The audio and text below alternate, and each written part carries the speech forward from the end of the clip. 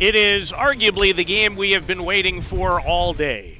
Two of the powerhouses in the game, the reigning ISC World Champion, Hill United Chiefs at 3-0 against the 3-0 Northeast Drillers. It's their second meeting, Blair Setford, of the season, and last weekend in Mitchell, things went awfully well for one side over the other. Yeah, it was a walk-off run rule win for the Northeast Drillers over the Hill United Chiefs. They've avenged one loss already against the Toronto Batmen last night. Look for Hill United to come loaded for bear in this one, but they're facing somebody brand new, Peter, in Jan Gonzalez.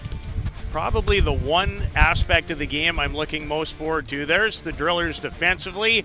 He is the ace of the Dominican Republic's national team and a huge reason they were able to qualify last March for the World Cup. And here's a quick gander. And when you have so many guys from Newfoundland in the mix, taking a gander probably fits. And that's not Blair Ezekiel, it's Brad Ezekiel. It is. Blair hasn't flown up from Wisconsin. No, that's very true. So Shane Boland, who is from Newfoundland, set to lead things off in this showdown for top spot in the round robin. Off the end of the bat, Zach Shaw, and one pitch and one down to begin this unbeaten showdown. Interesting that Shane chose to go after that first pitch. The Chiefs have been very aggressive here all weekend, Peter, and it's been a bit of a change. They went deep in a ton of counts last week and trying to be more aggressive and jump on pitchers here this weekend. Bradley Ezekiel having another quality weekend. On the season, the 38-year-old from Holyrood, Newfoundland, is 13 of 27.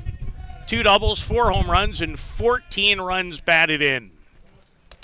There's the rise from Jan Carlos Gonzalez from Santo Domingo in the Dominican Republic. Gets away. Peter, I watched him throw an inning and a half last night after our game ended and the Drillers game was ongoing. He's got all the pitches. There's a little rise curve that he'll throw. He's got a drop, a changeup, and he'll throw a straight curve as well. And he can make the ball move. Apparently, at times, can have a devastating change of pace. And he finds the inside corner. As Ezekiel having a chat with starting catcher Juan Zara. 4 innings of work last night for Gonzalez. Did not give up a run, just the one hit. Struck out 10 and did not walk anyone as Ezekiel fouls it back. Brad in the Chiefs challenge has a couple of home runs, including a 3-run shot earlier today in an 8-1 victory over the Townsend Tide. And there is a look at the quality changeup that gets Ezekiel for out number 2. So this will be a learning experience for all of the Team Canada players, along with Argentina, who are all represented here and headed to the World Cup and are going to face Jan Gonzalez in a couple of weeks up in Prince Albert. For the first time in a long time, Nick Shales, the 40-year-old Australian, now calls Waterford, Ontario home, will not participate. A 2-time World Cup champion in 2009 in Saskatoon, and then again 3 years ago in New Zealand. And he's off to a dynamite start. The majority of it came at the Jack Grafmeyer, where he went 11 for 13 with 4 home runs. And a good rise ball that has Shales swinging and missing, as the wind has certainly picked up in velocity. Well, and it's interesting too, Peter, because it's basically coming right from our backs, which means it's blowing straight out. You get one up in the jet stream, it'll get some wind assist. And the hitters in this game on both sides of the ledger, they don't need a lot of help. No, they do not. Shales, a 10-time All-World player at the ISC World Tournament, two-time MVP, and that rise location is much higher than Gonzalez would have liked it to be. Nick was 1 for 4 against the Toronto Batmen. Right back at Gonzalez, who fields his position well that time. A 1-2-3 beginning for Jan Carlos Gonzalez and the Northeast Drillers. Will set the defense for Hill United and the batting lineup for the Drillers shortly.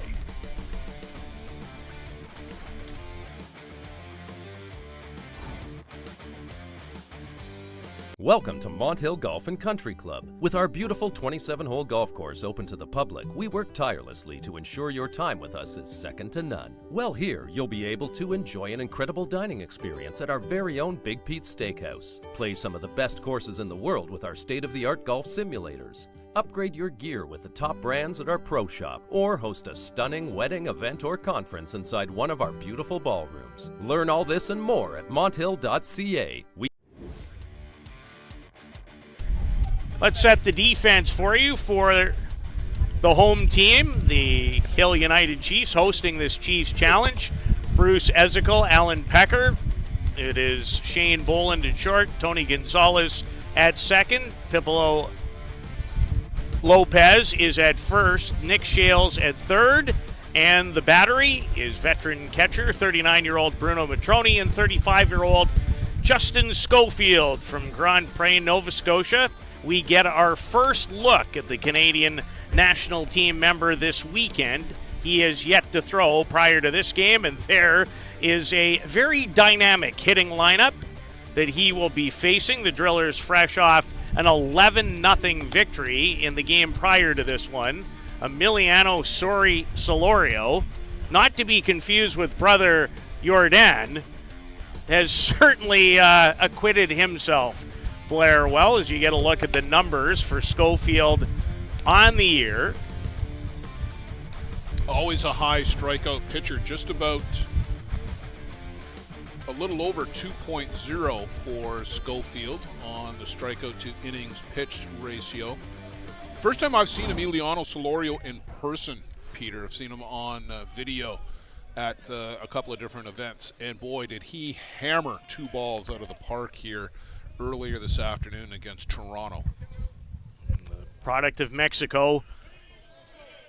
The leadoff batter is Teo Migliavaca, and what a weekend he is enjoying as he takes ball 1 from Justin Schofield. Well, in the immediate preceding game, Peter, 3 for 3, triple, double, single.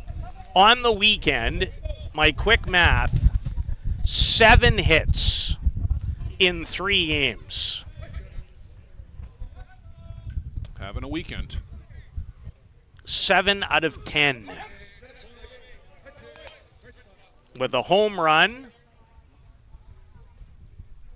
6 RBIs, 2 doubles, and a triple. Outside of that, he's done very little. And played a great center field. He's in Nick Shales territory for those gaudy numbers. The high rise is a good one. Up and in on the hands of Migliavaca, who's tearing it up this weekend. And he does a lot of weekends. I think he's one of the best players in the entire sport. No, there is no doubt about that. And you watch Bruno Matroni and how hard he will attempt to work home plate umpire Mike DeBrew. Bruno will talk to Mike all game long to try and get that pitch right there in the outside corner, or off the corner. Well, it's such a critical spot if you can get it.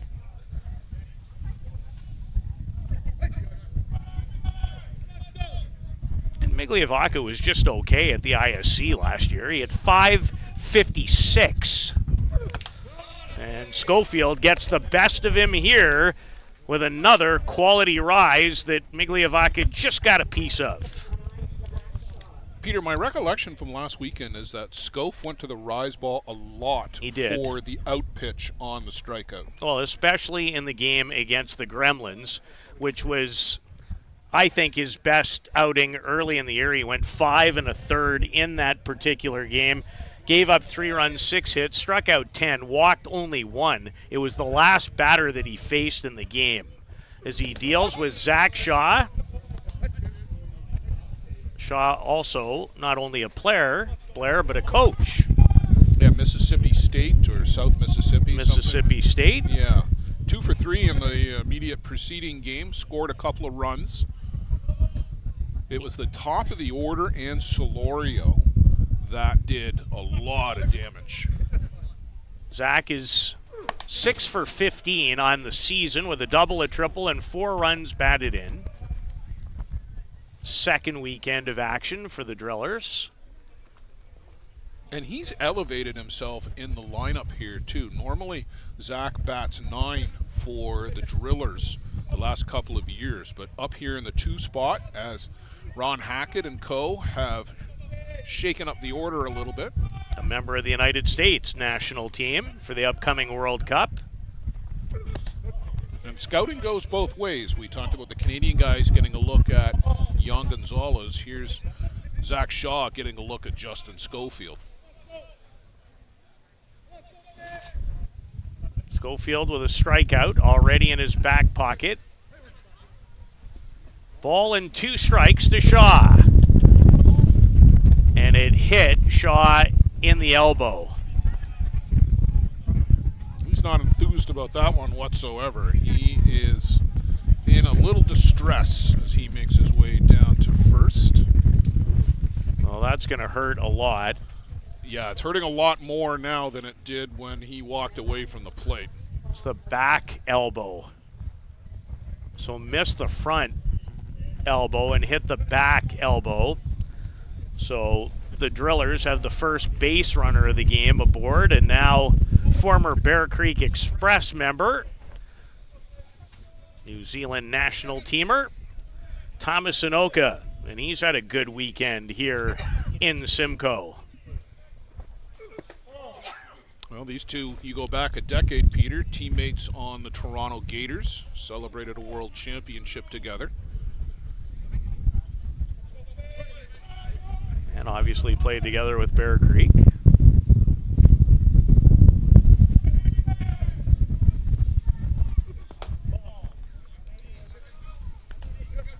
Two balls to 34-year-old Thomas Sanoka from Auckland in New Zealand. 5 for 19 with a couple of doubles, a home run, and 5 runs batted in. Drop ball is fouled down the line. Thomas got engaged during our winter, the New Zealand summer. Older brother Benny Anoka became a dad. I can't help but feel for a lot of the premier players from that continent or Latin America that there has to be an advantage. You just play a lot more. You do. You play a lot more. It becomes certainly a grind. You only get a month or 2 off a year. Or if you're Jack Besgrove, a week or 2 off a year as you go from North America back to Japan, down to Australia. You come up to Venezuela literally for a weekend tournament and back to Australia and Japan, and round you go. Well, part of that is very few players that participate, even at this level, which is the highest level on planet Earth, they have jobs. There are a couple of rare people that are basically softball players for a living. Oh, to be 21 again. Oh, to be 51 again. So a good battle between two former teammates. 1 on, 1 out, and a full count to Thomas Anoka. Matroni will give it a look, but runs out of territory.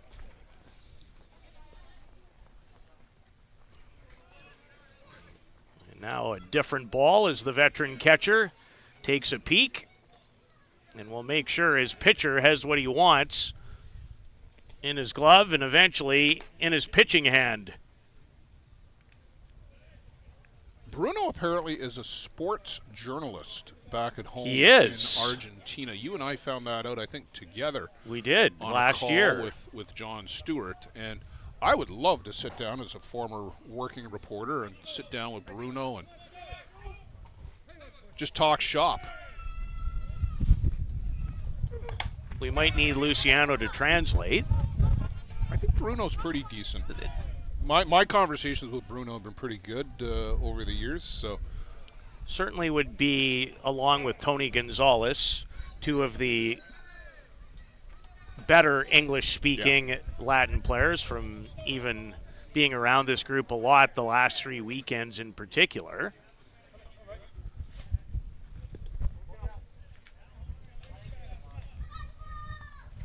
But yes, needless to say, I would love to have that conversation as well. As the battle continues between Schofield and Anoka. Past Bolin for a base hit. And the Drillers have something going in the bottom half of the first inning. what a quality at bat by Thomas Anoka. Fouled off some of the better pitches from Justin Schofield. Went down and got this one too. And when you get it past Shane Bolin, who's got tremendous range out there, you've done something. Riley Macchia, his first year with the Northeast Drillers. The 25-year-old from Wellington. Good to see him back on the circuit. He was with the Twins a couple of years back, and he has come back to North America after being away for a couple of years, and chatted briefly with him over in the food line yesterday evening, and he was happy to be back, and he'll be featured with the Black Sox very heavily. He'll be right in the middle of their lineup up in Prince Albert. And we'll see the Black Sox next weekend in Kitchener, Ontario at the Peter Hallman Memorial. What a sensational player the other Macchia was. His dad, Yes. Thomas, yes, Yes. one of the best ever. Yes. Yeah, and there are so many from that great softball country.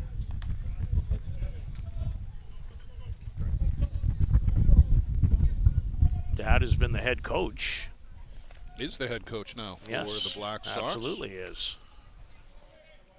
Riley, 3 RBIs, 2 runs scored in the last game, 2 for 3. Scorched the ball all 3 times.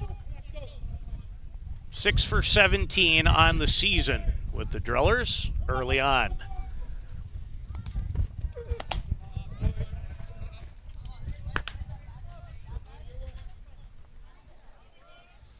Ball and a strike, 2 on, 1 out.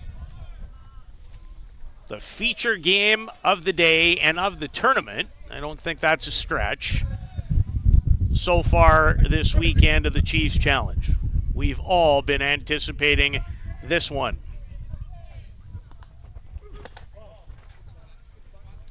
Way inside.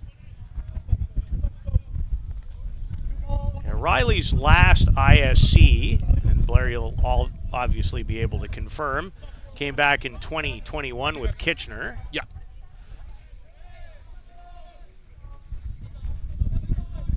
Yeah, they finished 3rd that year behind the Chiefs and the Gremlins. Popped up. Glass is on, and you need them on that side of the diamond, especially right now. And Pipolo Lopez takes care of business, and there are 2 away. And not only the sun, but the wind. Marshall Cronk ended the game previous to this with a 3-run blast to end the contest against the Toronto Batmen, the Australian national team member from Brisbane. 5 for 18 on the year, a triple, he's homered, and driven in 5.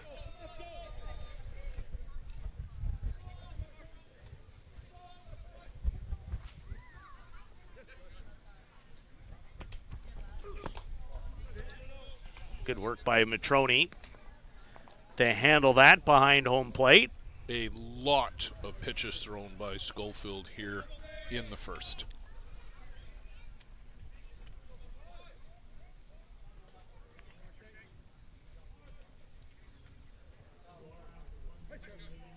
You set yourself up with a first place finish, maybe a little better.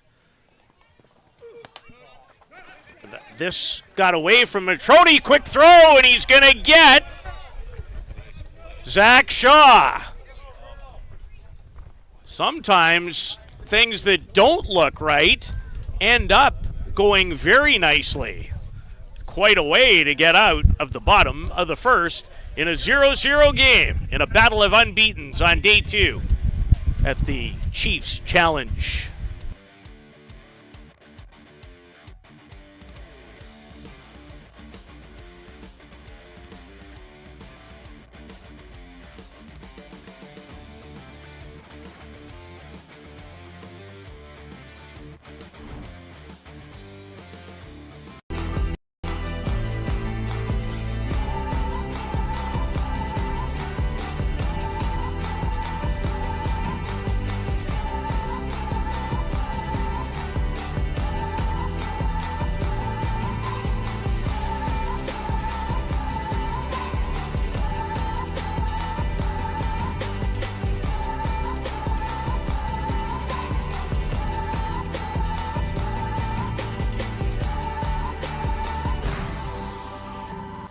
Dreamcatcher, inch by inch, we'll fight to make the lives of First Nations people in this community, this province, and on this continent better.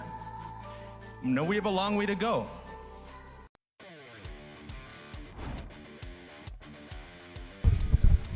Catcher Bruno Matrone, who made a great throw down to third to get Zach Shaw with the final out of the first. And a little bit of playful banter here between Bruno and Juan Zera. This is the torch has been passed. It has. to Juan Zera as the national team catcher and the leader on that squad. But Bruno still very active on the club scene. I'm going to guess an awfully good mentor to learn from. Oh my goodness, yes. Matrone swinging it well. He's 12 for 24 on the season, batting .500, 2 doubles, a triple, a home run, and 9 runs batted in. He was 4 for his first 5. He's 4 for 6 in his 3 appearances at the Chiefs Challenge. As this one from Gonzalez sails away. And quite a look from catcher Juan Zara. Listen, after what Juan did in this park last year, he can look any way he wants. He can come over here and dance. He can ask me to go to the out. I'll do whatever he wants.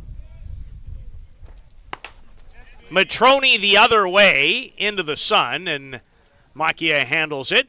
Shades his eyes very nicely. Of course, we're referring to Juan Zera last year here at the Chiefs Challenge, and we got a sprinkling of rain, and I was reminded of it when we had that sprinkling of rain earlier today. And we didn't need Juan Zera to go out to center field and clean the camera, unlike last year when he did so willingly. Trotted out to center field like it was nothing. It's one of my favorite things in all my broadcast years. Just because I know what the chances of anything like that happening in professional sports. Yeah, I'm trying to imagine Mitch Marner going out to clean the glass at the Scotiabank Center. Not right now. He's looking for his new glass to clean. Quentin Bruce, a big hockey fan himself, and having a great weekend. You know who I'm told has become a hockey fan is Marshall Cronk. The Canadians have been watching hockey with Marshall around, and he's picked up the sport and apparently has fallen in love with it. Well, it's not a bad game. So I'm told. I'm quite fond of it. I'm sure you are. You'd be somebody to listen to and learn from. Quentin Bruce, the 29-year-old from Grand Valley, 1 for 1 in the most recent win over the Townsend Tide, but his big game came last night, a big inning. He had 2 home runs, including a grand slam against the Oswegan Redmen. But with no disrespect, this is not the Oswegan Redmen. This is not the Oswegan Redmen for sure. Quentin Bruce yesterday morning was, or this morning. Today's Saturday still, isn't it? Today is still Saturday. Yeah. You've been up for a long time. I know that. Yeah. On very little sleep, thanks to the guy beside you. who quite enjoys conversation. Quentin Bruce last weekend in Mitchell was absent for the first game. They opened up a brand new facility up in Grand Valley. They asked Quentin Bruce to come throw out the first pitch. Quite honored to do so. He and I chatted briefly about that, and what a great opportunity for a young player to be honored like that in his hometown. In a sport filled with great people, he's one of my faves. What a joy he is to chat with. And a good at-bat. He's the first Chiefs base runner.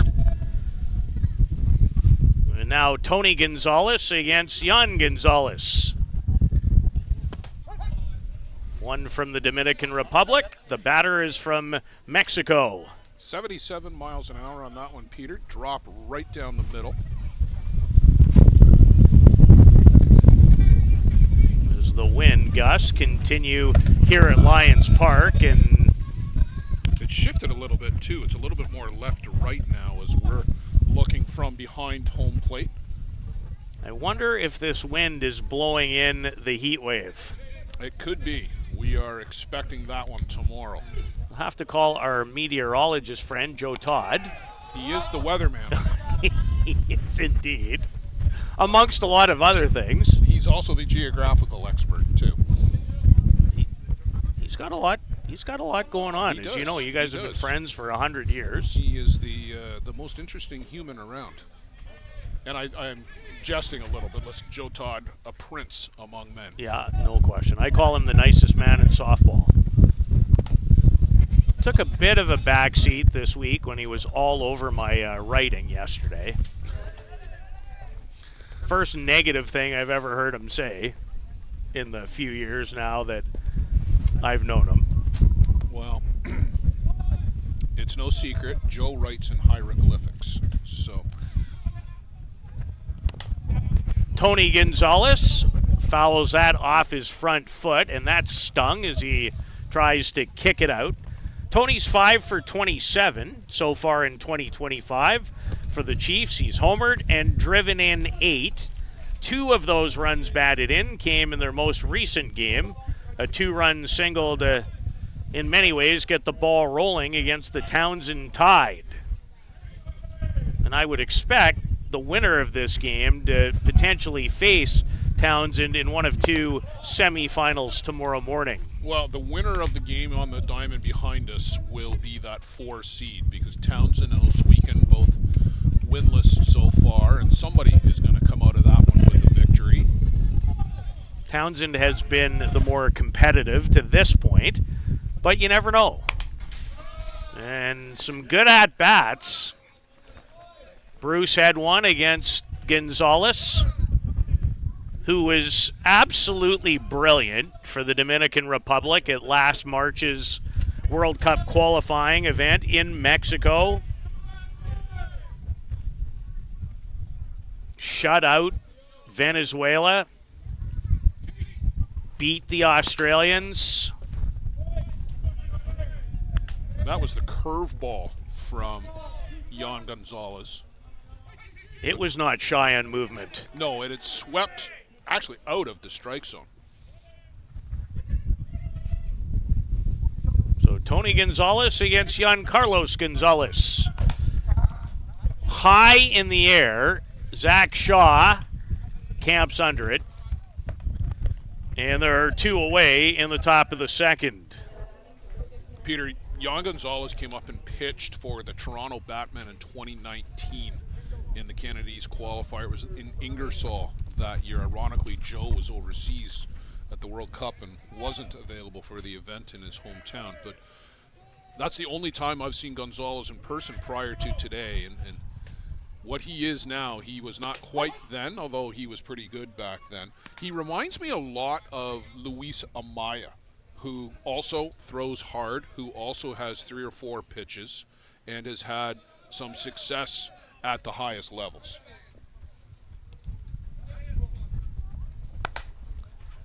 Getting underneath it is Alan Pecker, who tripled and homered in the win over the Townsend Tide. I noticed in your game this afternoon with the Chiefs that Pecker, Biondi, and White were all either on base or one of them was at the plate. You get the three fastest guys in the game. There goes Quentin Bruce, but matters not as Alan Pecker goes down on strikes. Jan Gonzalez has his second strikeout, and it remains 0-0 in this showdown of unbeatens on day 2 of the Chiefs Challenge at Lions Park in Simcoe.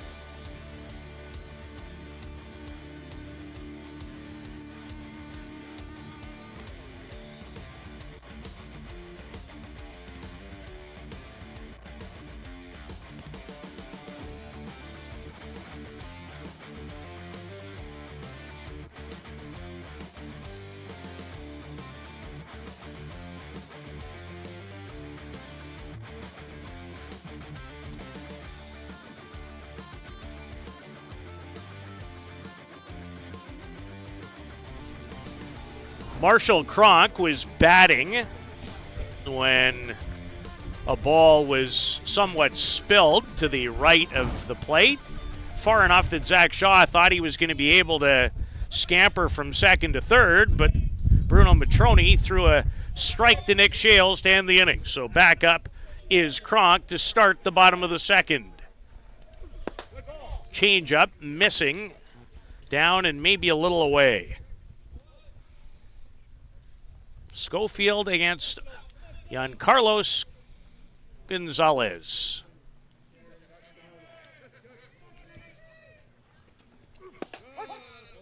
Comes in this time to even the count. Cronk headed back to another World Cup with Australia, part of their championship team in 2022, where he hit 6 for 25. Able to stop from pulling the trigger on the rise ball.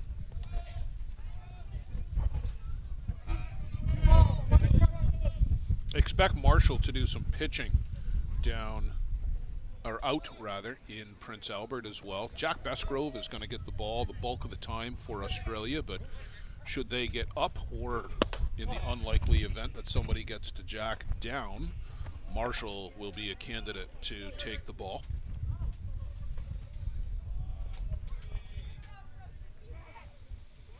Starting to see the shadows lengthen a little bit. Yesterday was the longest day of the year in terms of sunshine here in southern Ontario. It's all downhill from here, apparently. I've heard that. Sounds like the last 10 years of my life. Oh, come now. Only kidding. Kind of.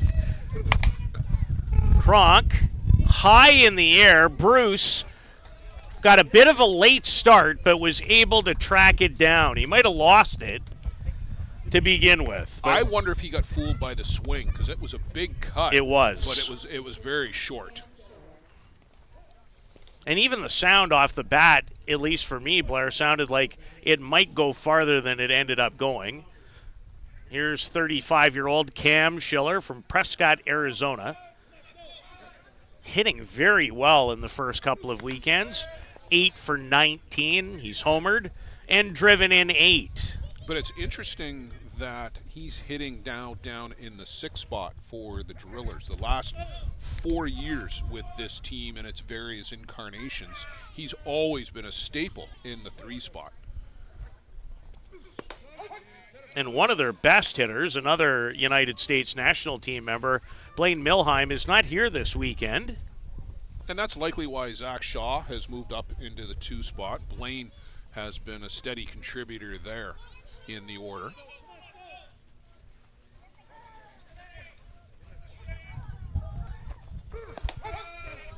And a perfectly executed low rise in the outside corner has given Schofield a second out and a second strikeout in the game. We've seen a few guys throwing that low rise pitch successfully here last weekend and this weekend. Juan Zara, the 32-year-old from Paraná.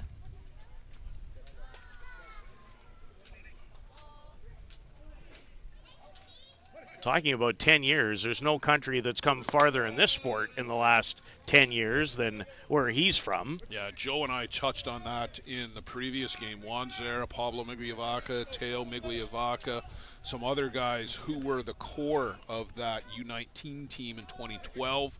The success that team went on to have and then form the core of the World Championship team and are still the guys that it is built around today, the Argentina national team.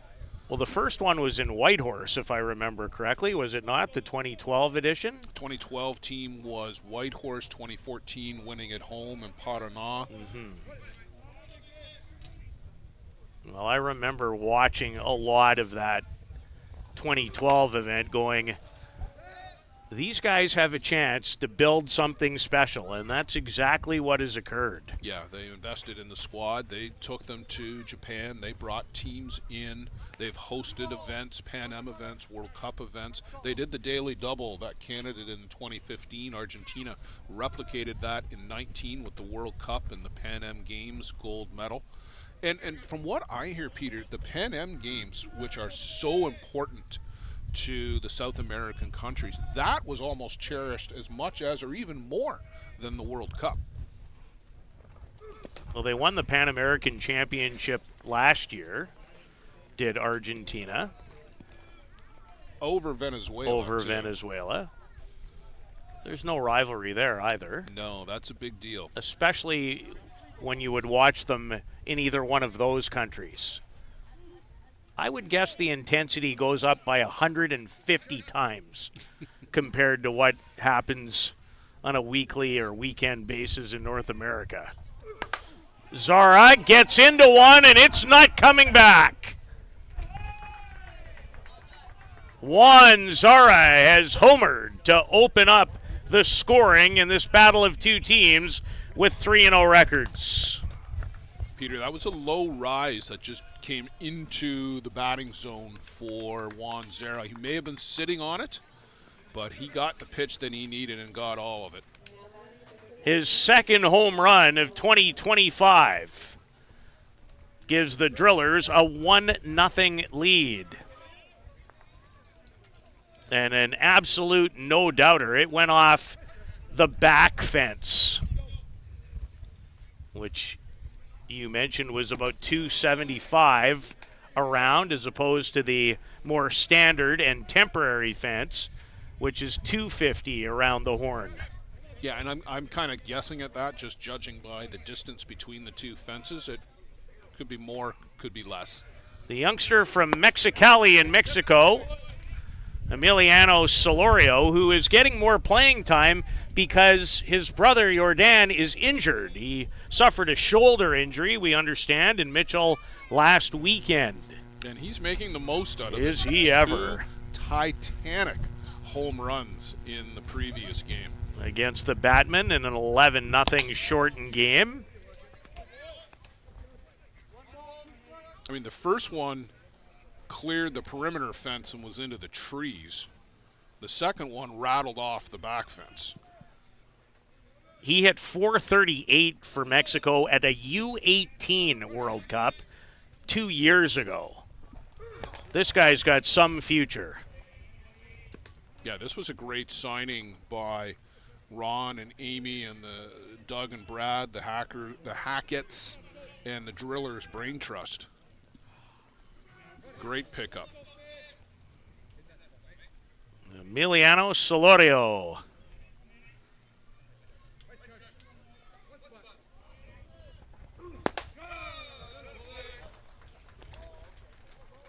Schofield comes right back with an excellent drop to get the youngster.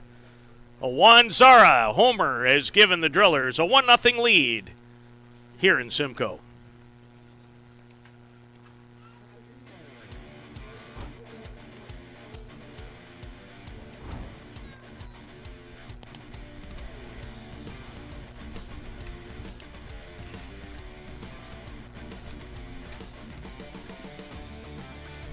That poor guy, every time he makes a mistake this year, it's out of the park. Out of the park, yeah. It's crazy. I mentioned that on Outside the Shoot, too. Yeah, you did. Buy a break, and it might be a thread worth picking up as we come back.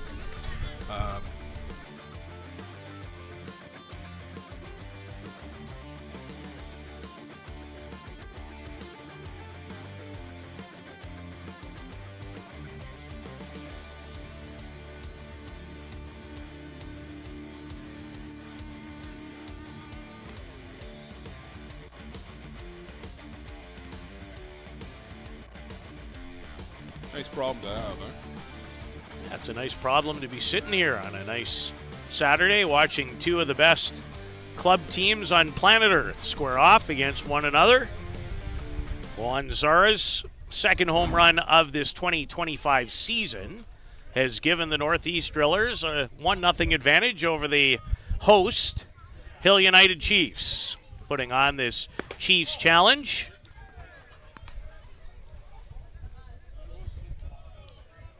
A lot of different elements in play in 2025. I would think next year at this time, this tournament will look a little different than it does this time.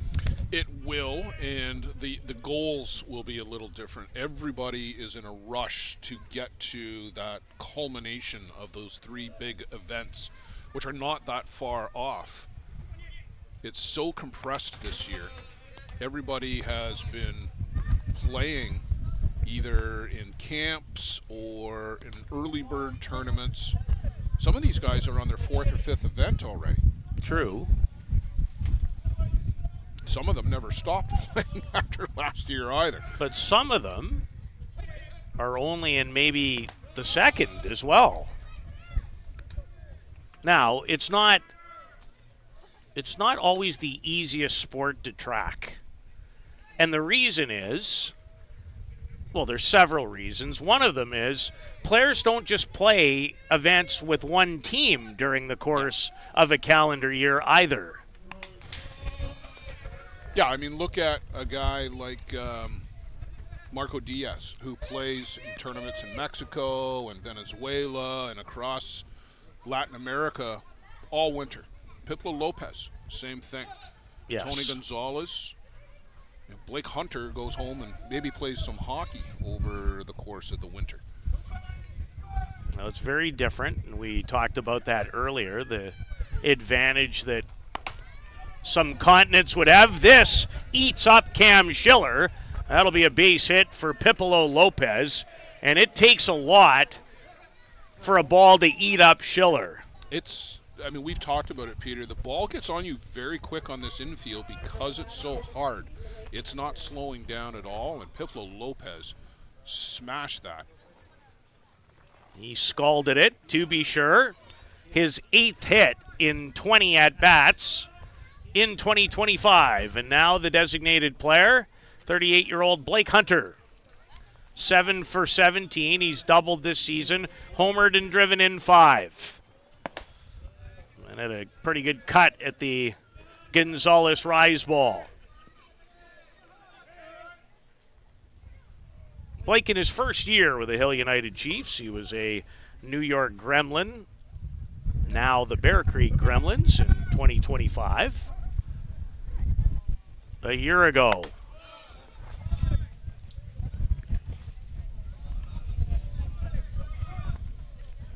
Chiefs trying to draw right back after giving up a solo shot to catcher Juan Zara in the most previous half inning.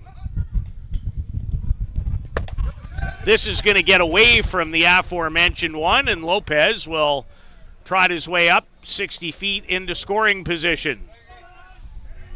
These are historically, Peter, the opportunities that the Hill United Chiefs have always pounced on. You make a mistake against this team, they make you pay. That's a wild pitch mistake, and now you got this guy right into scoring position, as you said. Well, one team coming into tonight had outscored their opponents. That's the Chiefs by a count of 30-2. The Drillers have yet to give up a run, Blair, this weekend. They've outscored their opponents 29-0 by my count. 12-0, 6-0, 11-0.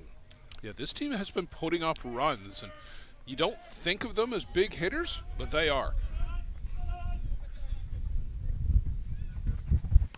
It's funny you say that because I'm actually, and I have not been around anywhere near as long as you in terms of watching this circuit, but I always think of this team as hit first. I will think of Huemomata with this team first and foremost, and maybe it's and when he's at his best. Yeah, right, which admittedly has been a season and a half. And maybe that's what it is for me. But there's a lot of quality at-bats there, a lot of national team members from respective countries.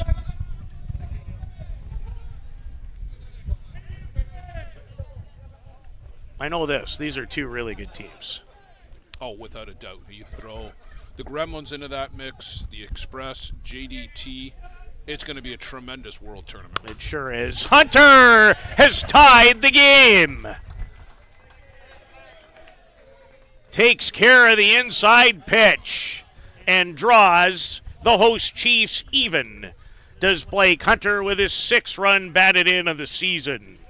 But Peter, there's where those two wild pitches come into effect right away. Without those, at worst, Lopez goes coast to coast, but the way he runs, I don't think so. You'd really only have runners at first and second. You do, especially with that ball sharply hit to left field. Shane Bolin had a hack at that first rise ball. So Blake Hunter has tied the game, and Blair on cue mentioning when you make some mistakes and give up some free stuff, the Chiefs will cash in. They just did. There's the change-up. We haven't seen a lot of it so far tonight. No, they're mixing it in pretty sparingly, which is okay. You don't need to showcase that pitch all the time and all at once. He did use it to get Bradley Ezekiel on strikes. In the top of the first, he's due up next. There was another low rise from Gonzalez. That was the pitch that Schofield tried to sneak by Juan Zera. It didn't work. Wipes his brow. And interesting, he could be with his own national team. He'll join them, I'm guessing, early this week. They'll be in Kitchener next weekend for a terrific tournament if you're in the area. And a little plug for our friend Kyle Smith in Hickson on Monday, June 30th. New Zealand Black Sox and Dominican national team. If you're in the greater metropolitan Hickson area, make your way over to the ballpark. And Shane Bolin goes down, swinging on the Gonzalez drop ball. And that's strikeout number 3 of the evening for Yan Gonzalez.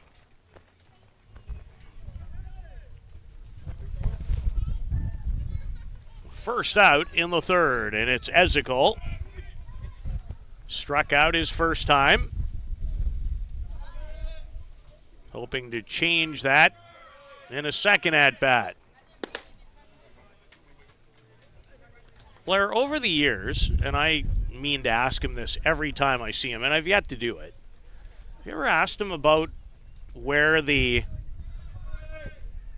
bat starts and how he got there? It's very unique. He talked about it on one of the podcasts that he did. I think it was with Steve Mullally and Jason Hill on Dust Up. And fellas, if you're watching, you guys need to get back into the studio. It's been too long since we've heard from you. But that aside, Bradley uses it as a timing mechanism. And he went to it at a fairly young age, is my recollection of the story. The waggle here, but then the hands come down to the traditional at the shoulder position. It really is just a timing mechanism for him. I'm not sure it's how you would ever teach it, though. And literally, that's what he said. A coach said that to him. I wouldn't teach this, but if it works for you, go ahead and do it. I mean, you have so little time in this sport to react, to start. And I know he gets down here early enough to the second kind of set spot, but to right there, the hands have come down. But yeah, and wow, that's 2 strikeouts of Bradley Ezekiel. I'm in shock. That just doesn't happen. no, it does not happen a whole bunch. Back-to-back strikeouts after Blake Hunter's RBI single to tie the game. And now it's Nick Shales, the 40-year-old. A question I think we have to ask Nick is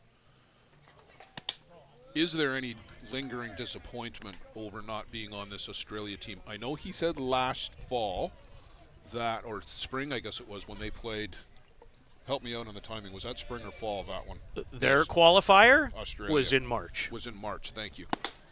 In That he was content not being on that team, and if somebody knocked him off, so be it. And he was fine with young guys coming up, but I wonder, in his heart of hearts, with the start to the season that he's having, and Nick looks trimmer this year. Great shape. And he's hit it very well.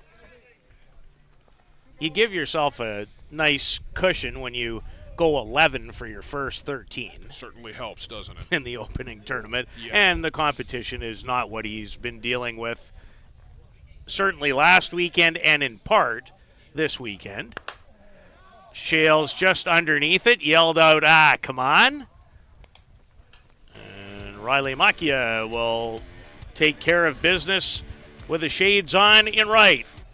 But Hill United come right back after giving up the game's opening run to tie it with their at-bat in the third.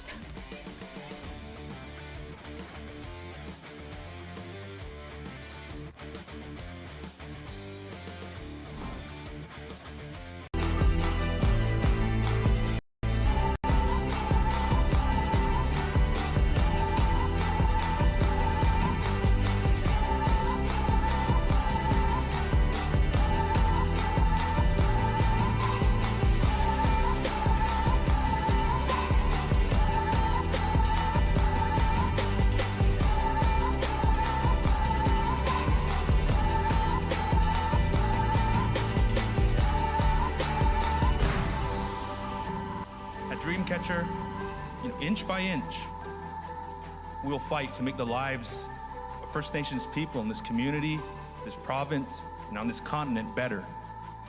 I know we have a long way to go, but I'm proud to say as long as our people have a need, Dreamcatcher will be there for them.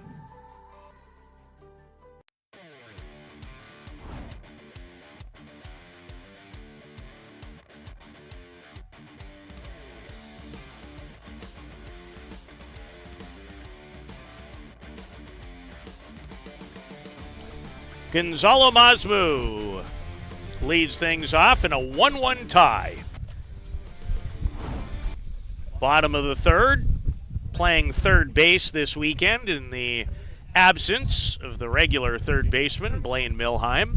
And great opportunity for him to showcase what he brings to the Drillers. Great defense, hits the ball well, and he's somebody who can come off the bench if somebody is struggling a little bit. He just gave Bruno a little tap with the bat, and they had a friendly exchange. All of these Argentina players, I can tell you, have looked up to Bruno Matroni for the last decade. I bet they have. Well, Masmu was part of that 2014 World Junior Championship team. Yep. It seems like he would be a little younger than that, but he is not. Not that that's old by any stretch, but lots of good years left. But so many of these guys have been coming up to North America every summer. Gonzalo is 5 for 13 with 2 doubles, pardon me. I was just going to say then we've had the opportunity to watch them get better and better with age every year too. Well, you think about the hardest country in the world to make a 16-man roster. Is it theirs?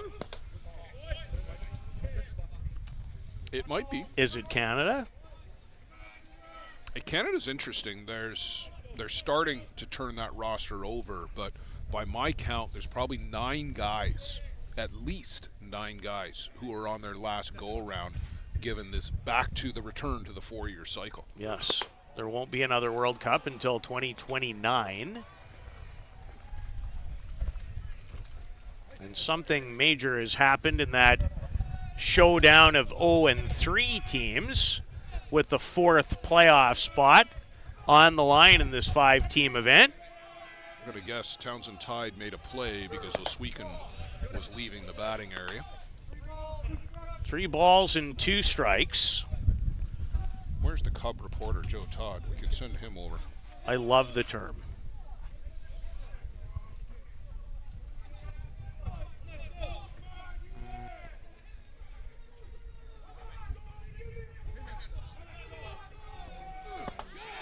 They asked, his teammates did, for Schofield to give them a spot. He just found a great spot to get Masmu to start the bottom of the 3rd with his 4th strikeout of the evening.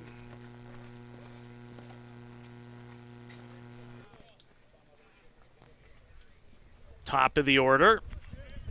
Schofield, in case you're wondering, and I know I was, thrown 46 pitches in the game, 26 of them for strikes. He was able to strike out this gentleman his first go-round. And he's been as tough and out as there has been on the weekend. Teo Migliavaca is 7 for 11 here in Simcoe. Thought about maybe dropping down a bunt. And that's what makes him so special. He's so hard to defend. Yeah, there's certain guys in the game who have the ability to hit for power, to drop down a bunt, and then effectively beat it out. Migliavaca is one of those rare breed. Matthew Waugh doesn't bunt much a lot anymore, but used to drop down bunt singles a fair bit. There are so many great players in the game. I wouldn't say, Blair, there's a lot of what I would refer to as 5-tool guys. This would be one of them for me.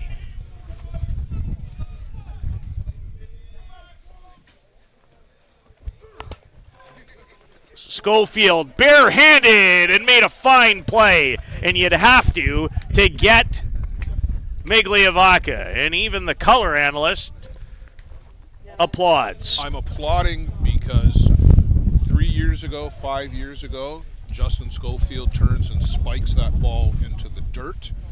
His confidence to field that barehanded, to turn and throw a strike, is what I'm applauding, because I know how hard he has worked on that play. Well, that's why, you can't help but pull for this guy if you've ever gotten to know him. Blair, you've been watching him for a long time.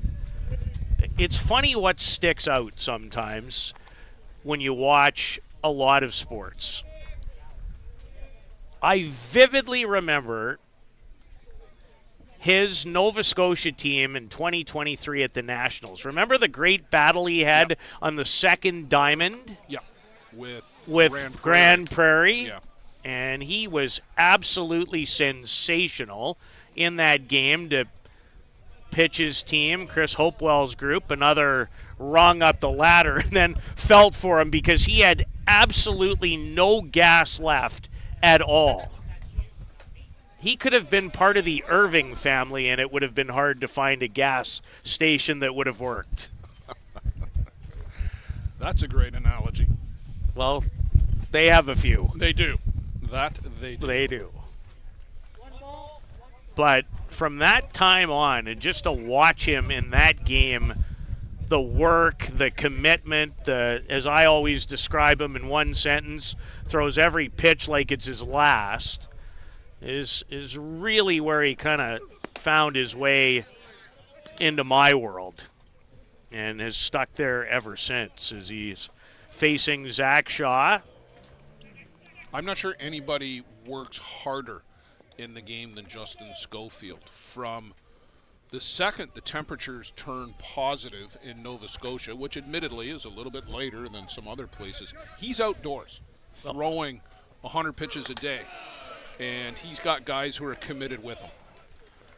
Elite rise ball. 5th strikeout for Justin Schofield in a great battle, and we expected one in this tussle of 3-0 teams on night number 2 of the Chiefs Challenge.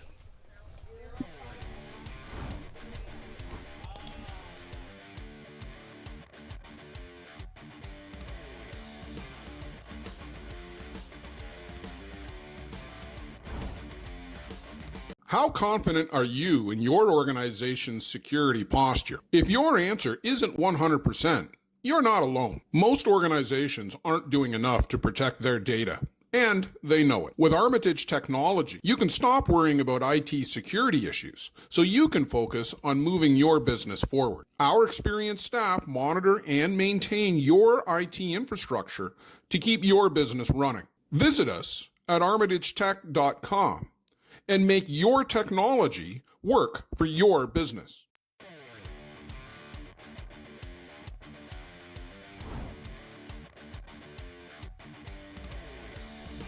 So far, it's lived up to its billing here at Lions Park. Some addresses you never forget when you punch them into Google Maps. 75 Davis Street. If you go to just Lions Park, it's hard to get here. Yes. A lot of different things come up, which is why I have memorized 75 Davis Street. For anyone who does not know me, I memorize a lot of stuff that matters very little. Bruno Matroni takes a rise ball from Yan Gonzalez. Well high and out of the zone. Final game of the day. Final 2 when you think about what's happening on the other diamond. As Cub reporter, as Blair likes to call him, makes me laugh every time. I don't know why, but, well, I do know why, but it does make me laugh. Joe Todd. I just call him the nicest man in softball because he is. I always say if you don't like Joe Todd, you don't like people. Gonzalez nipping towards the corner, but missed. 2 balls and a strike to Bruno Matroni. Well, Peter, it's 1-0 for the Oswegan Redmen into the bottom of the 4th inning. Is Stephen Normand pitching? We're going to go back and check. I'm going to go out on a limb and strongly suggest that might be the case. I would think that one would be Dale Schweier and Steve Normand. We've seen quite a bit of Schweier earlier in the day. And Matroni swing and a miss and an elevated rise. Both of these guys, Peter, have gone to the rise ball with the strikeout. They've been able to get guys to chase so far over the course of the evening. For me, it really stands out for Schofield because that was not his best pitch up until the last couple of years. And just go back to the work ethic. I know Schof, and I know he's been working on that pitch so hard in the off season and even in season to develop that into a credible threat. And he's really perfected it here over the last couple of seasons. And so much of his fabulous work came at a time where nothing worked very well for humanity. COVID. Completely reinvented himself, Blair, as you well know, during that time. Yeah, if you've got nothing else to do but go out and throw the ball 100 times a day against your back barn door or whatever Schof was doing. And he's the first to tell you that story, and I love the story and love sharing it. can make things happen when times are their most difficult. And Justin Schofield did just that. Quentin Bruce walked his first time and showed a good eye to stay off. And Blair, you played this game at a high level for a long time. That's not an easy pitch to stay off of, is it? No, the rise ball, and we just talked about it. I mean, that's a tough pitch to leave alone. Is it the hardest pitch to hit? I was a rise ball hitter, for what it's worth. I had a lot better success for the limited amount of success that I had. And thank you for saying I played at a high level. I played at a medium-high level, I would say. But my pitch was the rise ball. And if you wanted to get me out, you just throw me 3 straight change-ups for the most part. And that would about do. You were a little anxious? I was not a good change-up hitter. I kind of subscribed to the Ryan Wolf theory. Go after the first pitch if it's there. Quentin Bruce. And his good eye, patience, leads to a second consecutive walk. Here in the fourth in a 1-1 tie. Top spot in the round robin on the line. Tomorrow semifinals at 11. Championship final slated for 1 o'clock is Marco Diaz, who was very good one night ago in his 4 innings of work against the Toronto Batmen, starts to loosen for the Hill United Chiefs. Peter, 2 really good veteran at bats by Quentin Bruce, the second youngest player in the lineup for the Chiefs. Alan Pecker, the only one younger. Not chasing rise balls, as you said, and he's got 2 walks on base twice today for the Chiefs. And he can run. He's an excellent athlete. He's hoping to have another great World Cup. Wasn't that in many ways Blair's coming out party in 2022 when he went 11 for 20 in a silver medal winning performance for Canada? I think it was the culmination or the coronation for Quentin Bruce. He was all everything that year. He was all Canadian, all American, ISC All-World, and made the All-Star team at the WBSC World Cup. Never been done before. That's a pretty good. That's a pretty good season. It's not bad. Yeah. For a 4 spot. Yeah. That's batting 1,000. 4 for 4. Gonzalez. And the Chiefs, obviously, second time through, so key to make adjustments on a pitcher, Blair, that we mentioned off the top, they've not seen a lot of. No, they would not, other than potentially an international event, they would not have seen Juan Gonzalez. And this is a great visit here by Juan Zera. Now here comes Coach Ron Hackett to slow down things even further as he makes the slow amble out to the pitching circle. And just needs to slow things down, let Gonzalez take a breath and regroup and think about how they're going to approach Alan Pecker.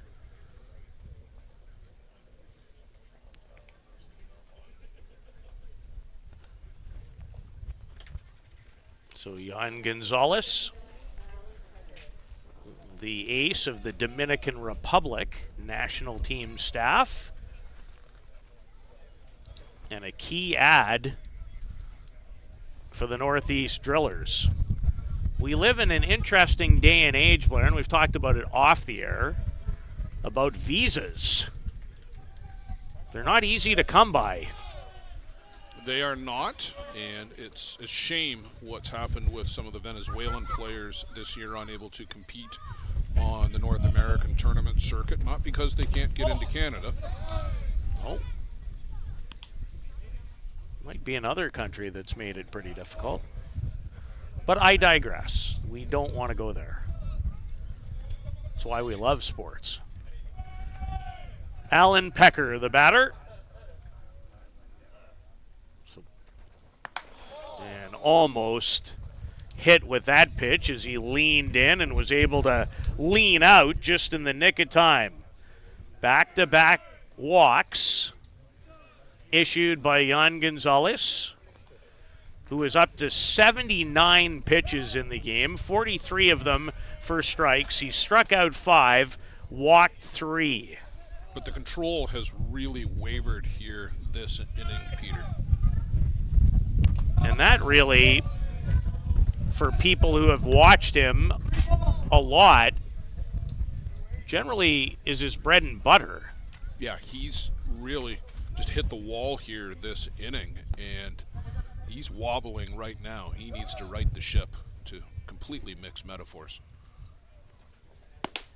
Well, he finds the strike zone that time at 3 balls and now a strike. Yeah, but he just aimed that one in, and it was only 73 miles an hour. That's far from his best pitch. He wouldn't want to put the next one in that spot, I wouldn't think. See what he does with it. And he can't find the strike zone again. And the interesting thing about our vantage point, and it's a vantage point with incredible strengths and the odd weakness. And one of those weaknesses is we're blocked because there's a diamond to my left where the team in that dugout, you might be able to take a peek. Talking about Blair, to see if someone like Wim Amata is warming. We can see what the Chiefs are doing down their side as Marco Diaz continues to get loose for a second consecutive half inning. Pipolo Lopez,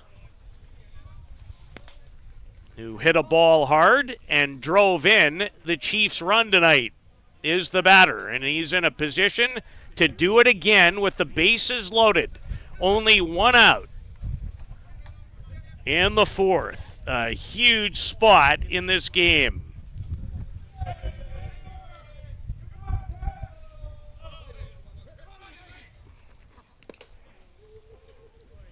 And this would be one player over the years that probably has seen quite a bit of the pitcher he's facing. Yeah, on the Latin American tournament circuit, certainly a strong possibility there. And in international play, too. And he's driven it deep and off the base of the fence. Pipolo Lopez from Tijuana in Mexico has given the Hill United Chiefs their first lead of this game. It's 3-1. Alan Pecker was absolutely flying around the bases, and I'm sure that took everything for Jeff Ellsworth not to try to send him. It ricocheted off the fence. There you see it, and it squirted away from Teo Migliavaca for a bit, but I think maybe this might actually be coming a little bit too late to take the ball from Jan Gonzalez. What a night for Pipolo Lopez. Driven in all 3 Hill United Chiefs runs with a single and now a double. A bases loaded double to score a pair. And here indeed, speculated whether he was warming. We'll take a break and tell you about Wim Amata when we return in a 3-1 Chiefs lead at the Chiefs Challenge.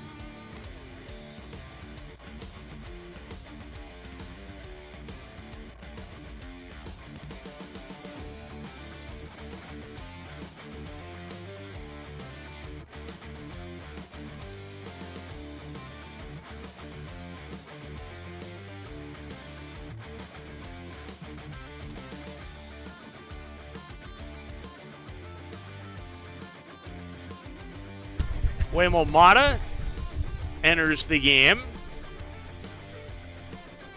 His second appearance here in Simcoe this weekend. He threw 5 innings earlier in the tournament against the Townsend Tide. Did not give up a run. 3 hits, struck out 8, and walked 1, and should not have taken an RBI away from the gentleman at home plate, Blake Hunter. He cashed in Pipolo Lopez, who just had that huge RBI double off the base of the fence.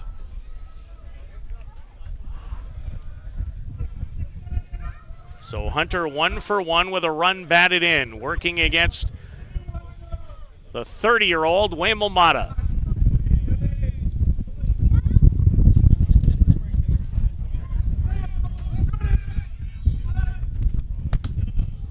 Fine changeup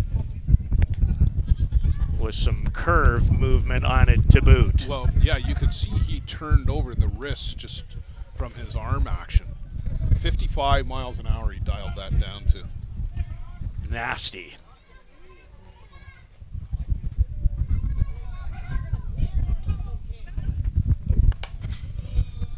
In tight. Fouled off by Blake Hunter.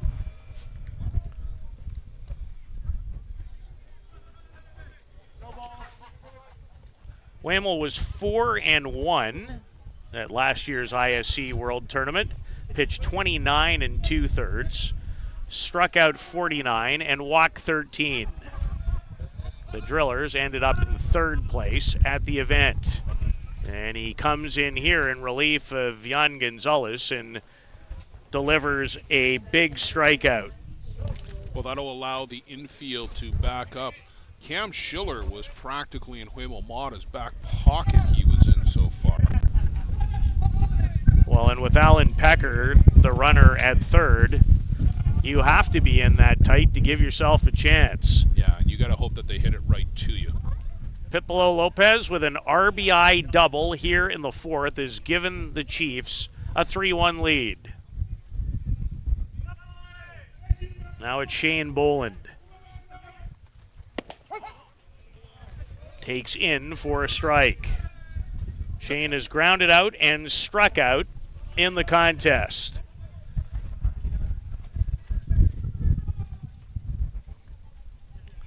Five for 19 early in 2025.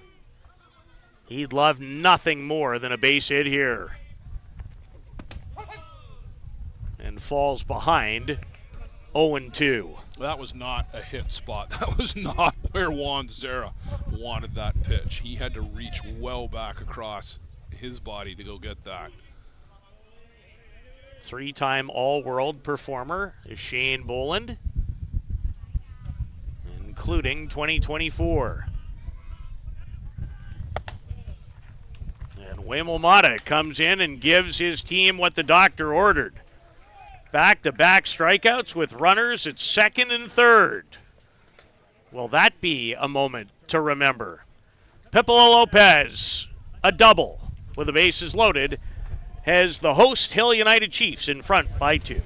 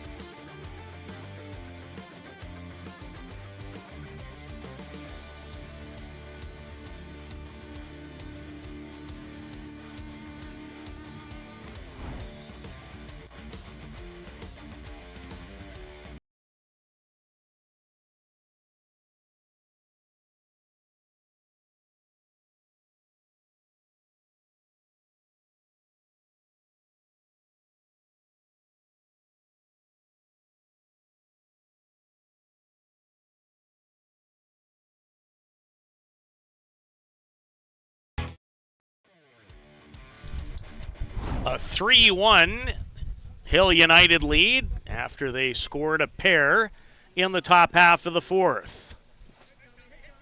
Justin Schofield back to work. Giving up the one run on just 2 hits, and the run came on a Juan Zera solo home run that gave the Northeast Drillers an early 1-0 lead.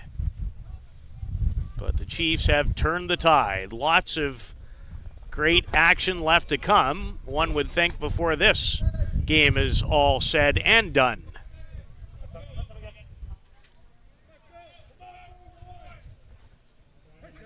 Anoka has singled. He has the other hit for the Drillers tonight. 2 balls and no strikes to Thomas Anoka. Now 6 for 20 on the year.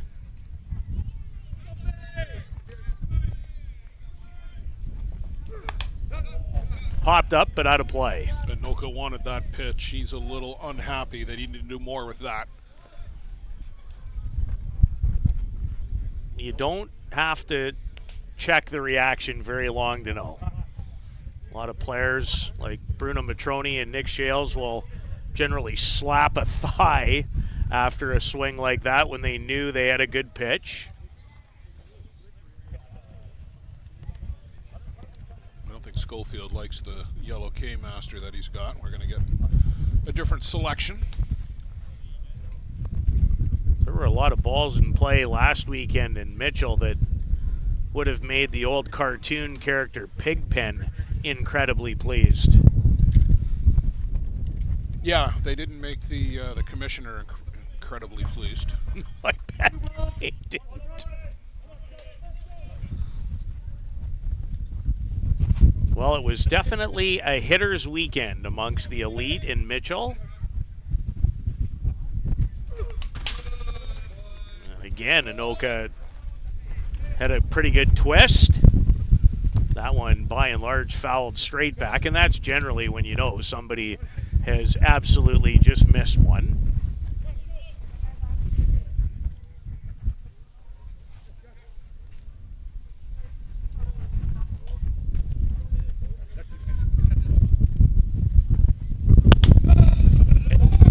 Quality movement. Good movement on that pitch.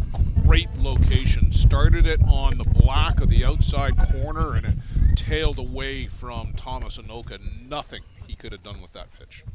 Well worth another peek. Look where Bruno was set up. His knee was outside the plate, and he caught that pitch right over his knee. Riley Macchia. That looked very close to the same pitch in the same spot. This one, a ball. Macchia popped up to first baseman Pipolo Lopez. His first go-round. The 25-year-old from Wellington, New Zealand, who was 8 for 17 for New Zealand at last year's World Cup qualifier in Prince Albert. And it was touch and go for New Zealand. Had to qualify. They could not finish third and rely on a wild card. Because of the tiebreaker as far as world rankings were concerned. That was a real difference, Blair, in many ways, between even Australia, who didn't necessarily send their best to Mexico, but they had a lot of wiggle room to play with. I'm not sure who feels worse about that, Riley Macchia or the ball. He's a solid big boy out there. Yeah, he's a large human. I don't think the pitcher's delighted with the result either. No. Right off just underneath the front shoulder. So he's hit by a pitch. It's the second Driller player that has been hit. The other was Zach Shaw back in the first. And I'll bet Marshall Cronk, the batter. I bet that one is still sore on Zach Shaw. I bet it is. That one hit his back elbow. Not the front one, the back one. Yeah, you're not bracing to get hit there. No, you're not. Cronk, who has homered in the event, he did it in the last game against the Toronto Batmen to end the game in the fifth at 11-0.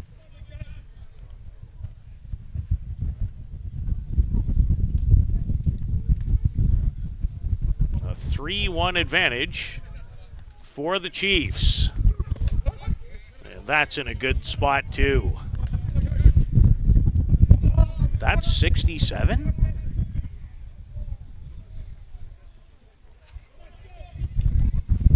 That's a pretty good 67.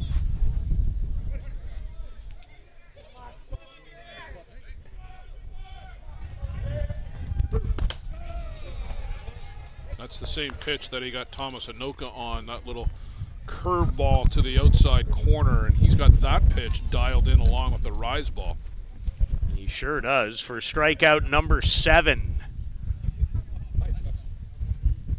Again, you see Bruno take the step outside and then catches it right over the knee pad. Great pitch, great location. Cam Schiller, the batter, and Bruno Matroni's going to go out to have a chat with his pitcher. Schiller has hit the ball well this weekend. Came into this game on the season at 8 for 19 with a home run and 8 runs batted in. At the Chiefs Challenge, Blair, 3 consecutive multi-hit games for Schiller. So he's not far behind Migliavaca in terms of the way he's hit the ball. Schofield starts him with a drop on the outside corner. Go back to Cam Schiller's outside the chute appearance a few years back and talked about his first appearance at the ISC World Tournament and watching. And he would have watched Justin Schofield in that game. It was the winner's bracket final between the Toronto Gators and, 2016, between the Toronto Gators and the Hill United Chiefs. And Cam talked about just watching that game in awe and how he was going to have to elevate his game to play at that level. Well, guess what, Cam? You made it. You sure did.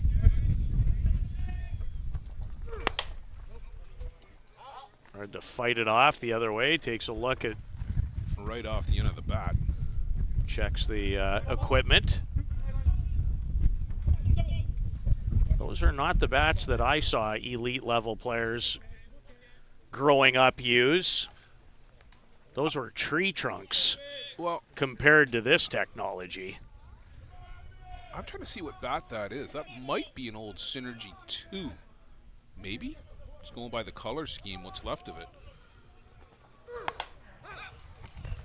Those bats would be 10 years old. I'd be surprised if he was swinging a 10-year-old bat. But players gravitate to equipment that they like and don't give it up over the years. Whatever he's using is working, and especially this weekend.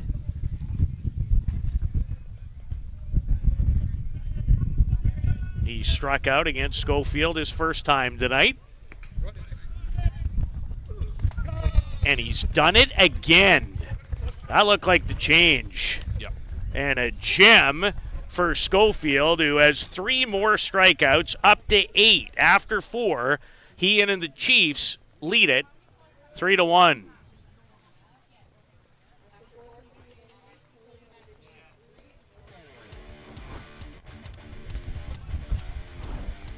Oh, he's right on his season average.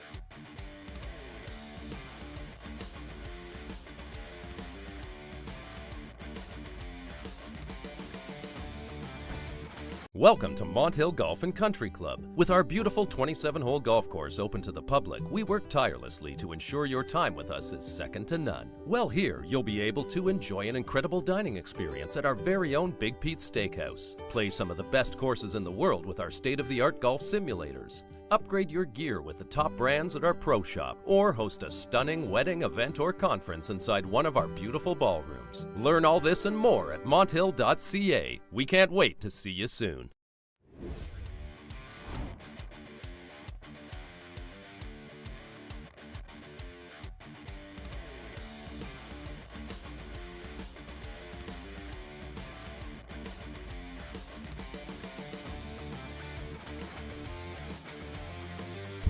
Waymo Mata in for his second inning of relief. He came in a 2-run fourth for the Hill United Chiefs as they jumped into a 3-1 lead, which is where we stand now, and struck out the only 2 batters that he faced in place of the starter, Carlos Gonzalez. Brad Ezekiel, who struck out a pair of times so far tonight, steps into the batter's box.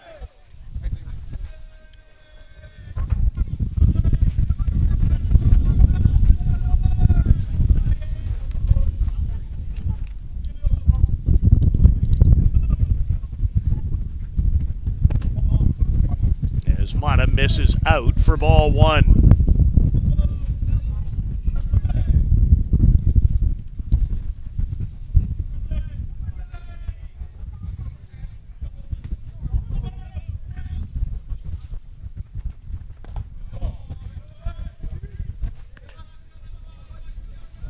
Brad had a couple of good outings against a lot of teams in 2024, but against the Drillers on 2 separate occasions at the ISC World Tournament, both in the round robin and in the playoffs. Little glance back. Well, they played Thursday night at the World Tournament. Peter, you and I worked that game, and it came down to a bad hop that allowed the Drillers to score 2 in the bottom of the 7th and to walk off the Chiefs. It was the only bad hop of the week. There weren't many. I don't recall another one other than that one. Well, I know one thing.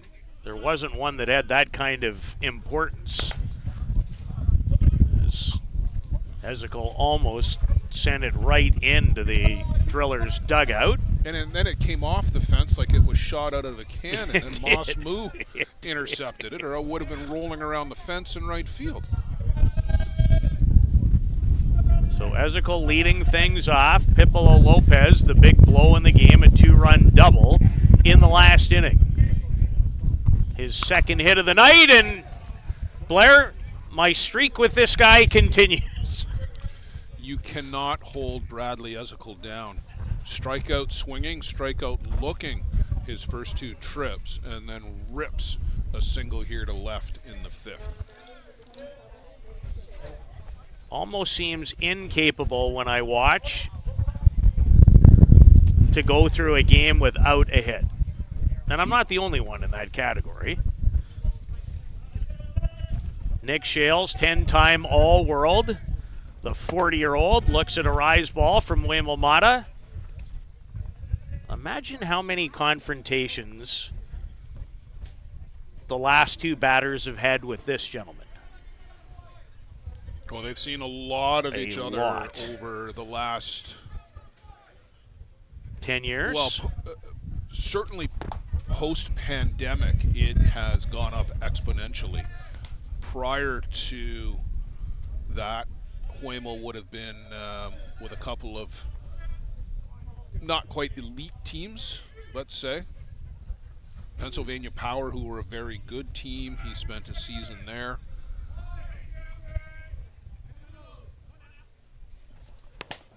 And Shales has delivered his first hit of the game. Ezekiel, did he get thrown out? He did. Oops.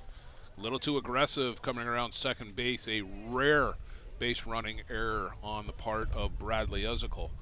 And a great throw in from left field from Solorio. That was a rifle into second base. Emiliano Solorio in place of his brother Jordan, who's injured. Probably a rivalry in the certainly it's not going away. One guy doesn't want to give his brother his spot back because that's exactly where Jordan plays too. So a tough running mistake, and that is very rare. He's thrown out at second, talking about Ezekiel after the hit by Shales. And now it's Matroni.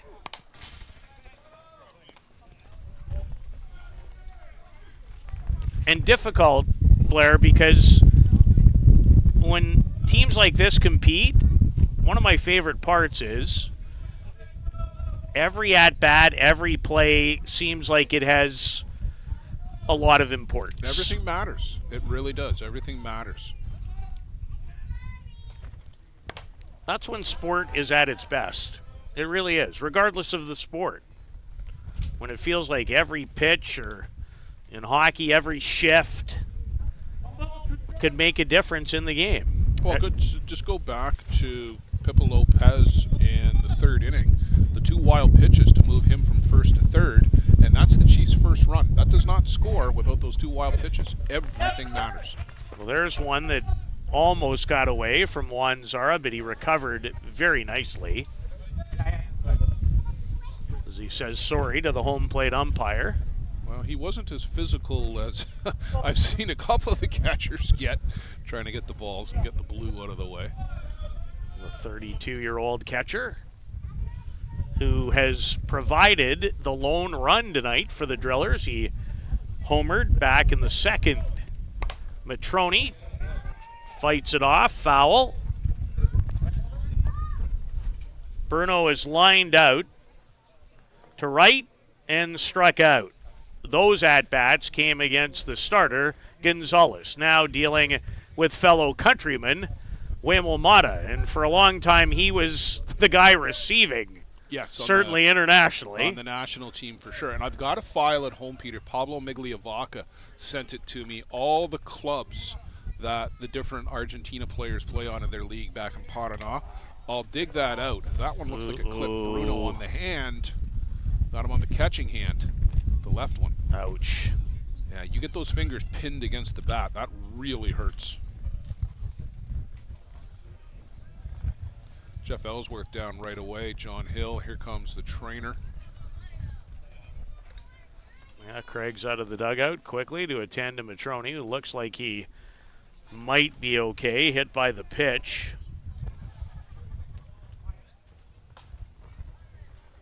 You know, he wants to stay. Yeah, it's the initial adrenaline rush gets you through it, but then 5 minutes later you realize, whoa, this really hurts. Wait till you wake up the next morning.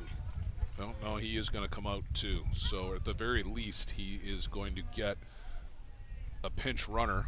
That's not a bad trade, Nick White, for your catcher. Well, it's not a bad trade in the running department for sure. Yeah, you want to make sure that Bruno is okay. We certainly send him our best. Yeah, it hit him pretty flush in that hand.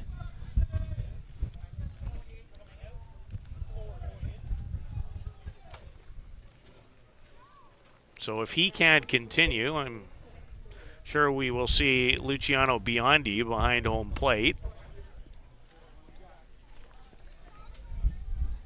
So the Chiefs in business again here in the top of the fifth for Quentin Bruce, who has walked twice and scored in the game. His first at-bat against Waymo Mata.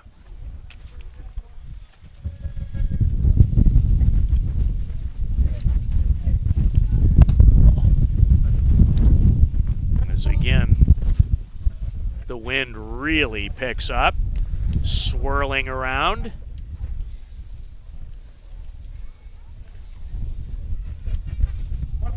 I think the net effect, Peter, is that it's blowing out, but you're right. It's absolutely swirling because I saw a gust go right to left, and it's about the opposite of what it has been I'm glad earlier I'm not today. the only one. Mata thought he had a strike. Wasn't hard to tell by his reaction. I think we need a little recalibration. I don't think Waymo Mata is throwing 87. In fact, I can just about guarantee it.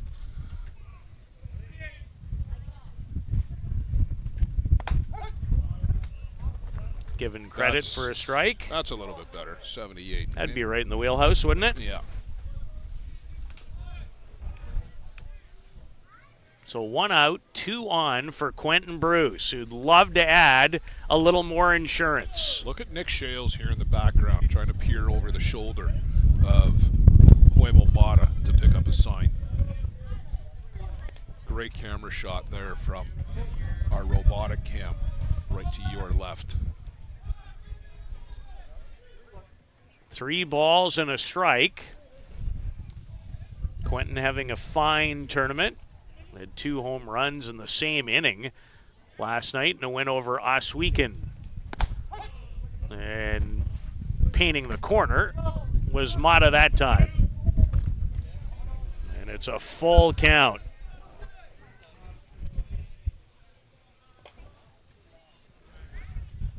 Quentin 4 for 7 on the weekend. And he'll stay alive, fouling that off. Well, Solorio's going to go give chase to that all the way over to the batting cages, way over outside the boundary. I don't know why I haven't noticed this for 3 weekends. But that Bruce bat could use a time or 2 in the car wash. Yes. It's a tad dirty. Yeah, he's got a little stick-em up there on the handle. Big spot here. And Bruce knew it. He wanted to pull the trigger and just couldn't. Well, Mata in trouble. Came in a really tough spot in the last inning. Struck out 2 and gets a key strikeout right here. And there's 2 down. And now Gonzalez.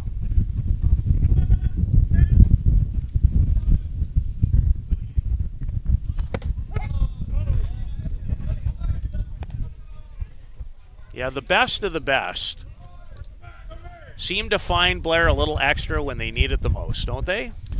And that's been the modus operandi of Huemo Mata over the years. Dial it up when you absolutely need to. Gonzalez lines it off the fence. Here comes Nick White. He'll score easily. A 2-run double off the bat of Tony Gonzalez. And it's 5-1 for the Chiefs. Boy, Tony Gonzalez just continues to produce for this team year after year after year. And that hit about 3-4 inches below the yellow tape, just missing the home run. Surprisingly, Blair, that's only his 6th hit of this season. But it's by far his most important. Hit .314 a year ago, .455 at the ISC World Tournament. Well, you remember the championship game. He was on board for both of Alan Pecker's home runs. He's a superb hitter and starting to really find his way. And that, for me, his biggest hit and up to 10 runs batted in. So when he gets hits, good things happen. When you have 6 on the year and you have 10 runs batted in, I would say that's being pretty opportunistic. Yeah, you're doing the clutch thing. So 5-1. Hill United has gone in front. And remember last weekend, their game against one another only lasted 5. Alan Pecker and Riley Macchia had a good beat on it the minute it left the bat. Tony Gonzalez, a large 2-run double off the wall, adds to the Chiefs' advantage in their own challenge.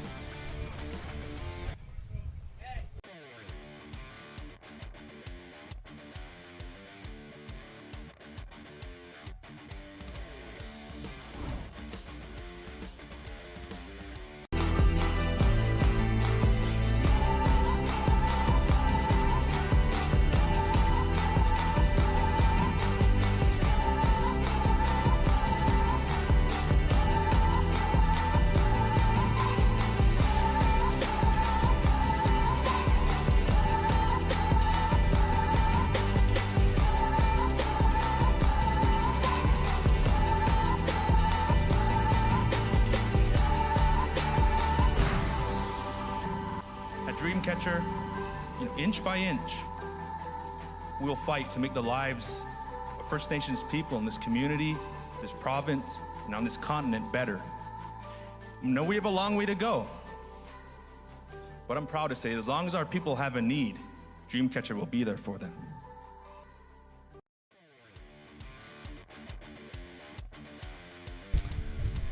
Following a 2-run double, courtesy of Tony Gonzalez, that's put the Chiefs in front by 4. Justin Schofield's evening has ended, and here comes Marco Diaz making his second appearance. The line on Schofield is a good one. 4 innings, 1 run, 2 hits, struck out 8, did not walk a batter. Yeah, that's an exceptional outing for Justin Schofield. 1 mistake and ended up out of the park, and that's kind of been the pattern here for the Chiefs this year, really.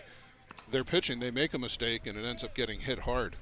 Well, a very similar outing to the great pitching performance he had against the Bear Creek Gremlins last weekend. Really made 1 mistake to Cole Evans in the 4th inning, a 2-run homer in that game that the Gremlins ended up winning 3-1. Is Juan Zara, who has supplied the only run so far that the Drillers have scored. He opened with a home run back in the 2nd inning. Diaz 1 night ago, 4 innings against the Toronto Batmen, did not yield a hit in the game. A shortened game, it only lasted 4. Won by the Chiefs 10-0.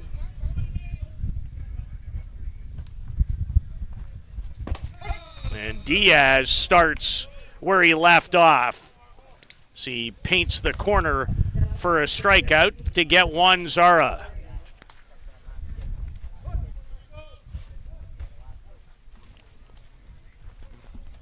No runs, no hits last night for Diaz. In 4 innings, he struck out 10 and walked 3.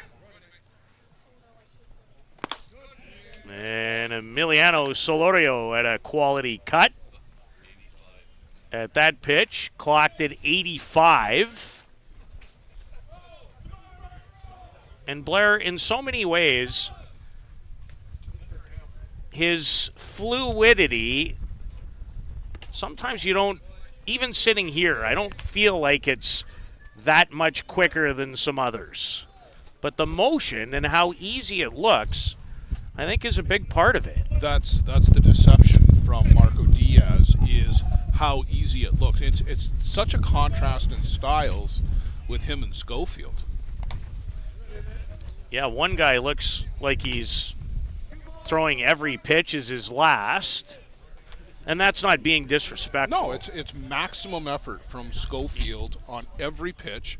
With Marco, I'm sure it's maximum effort. It just doesn't look like No. it. He's so smooth.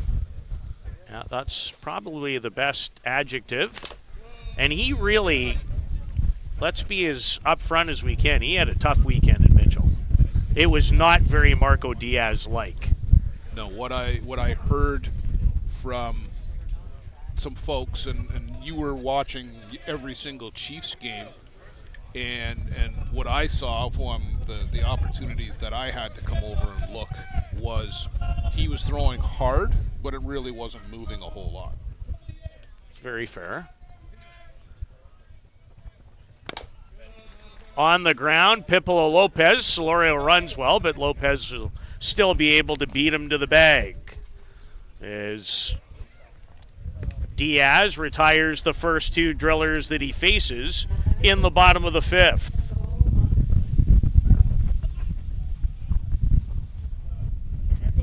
And there are 2 down for Gonzalo Masmu.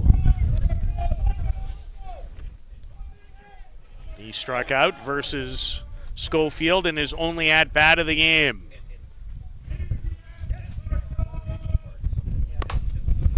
Up the middle, big hopper, Shane Boland in plenty of time.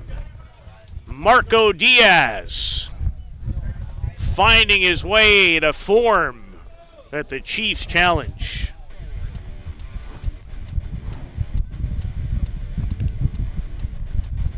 Well, that was short work.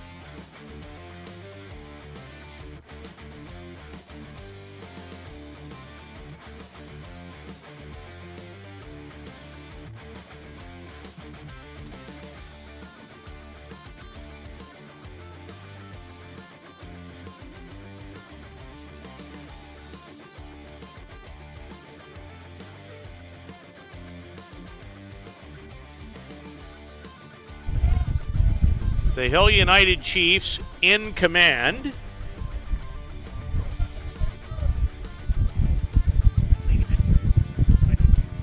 Five to 1, and a gentleman who has one of the two big hits in the game is at home plate. Pipolo Lopez broke open a 1-1 game his last time up with a 2-run double. He's 2 for 2 in the game. Yeah, he's right in the mix of this, isn't he? He sure indeed is. Mata left that. That was an interesting reaction in left by Emiliano Solorio. I think that's how much the wind, which has just subsided a tiny bit here, but that's how much the wind is playing into the effect, because he broke back, sideways, and then came in a step. He had 3 different reactions to that ball. And yet didn't barely move. No, I know. It's like he turned himself without moving and was in the perfect position when it was all said and done. It's the only way I can describe what I just saw. Blake Hunter had a big RBI single to tie the game back in the third after Juan Zara had given the Drillers a 1-0 lead with a solo shot in inning number 2. And Hunter had a good twist. Fouls that Waymo Mata pitch away. Waymo came on in relief of Yan Gonzalez with 1 out in the third. He's pitched 2 innings, given up 2 runs on 3 hits, struck out 3, and has yet to walk a batter.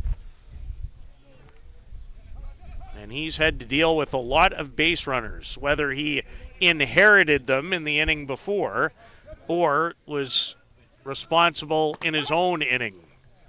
But takes care of Blake Hunter, looking with his 4th strikeout in relief. Top of the 6th and a 5-1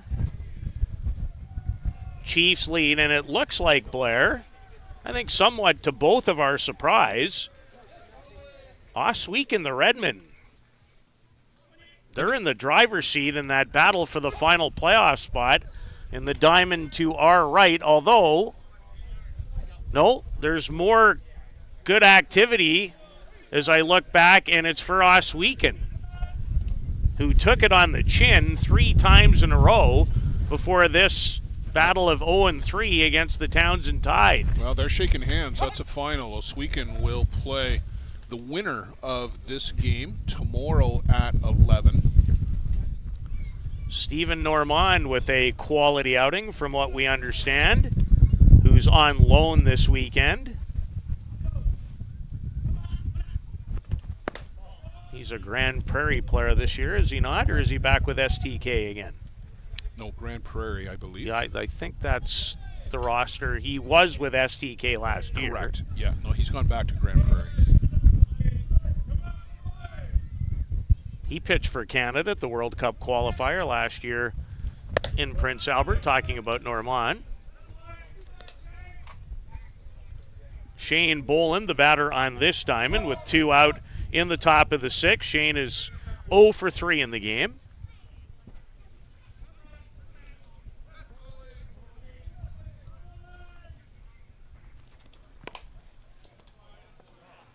As he fouls it wide of third.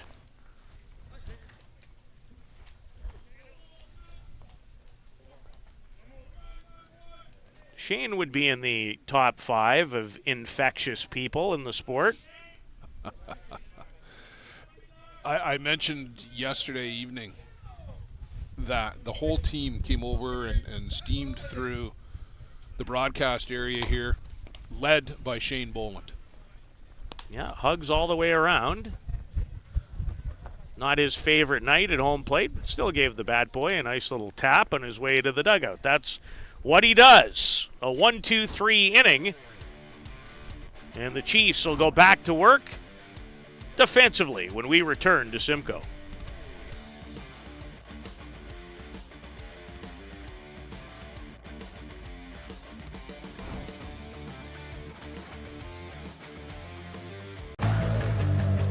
Let's talk about a local one-stop shop. Live Well for Life is just that.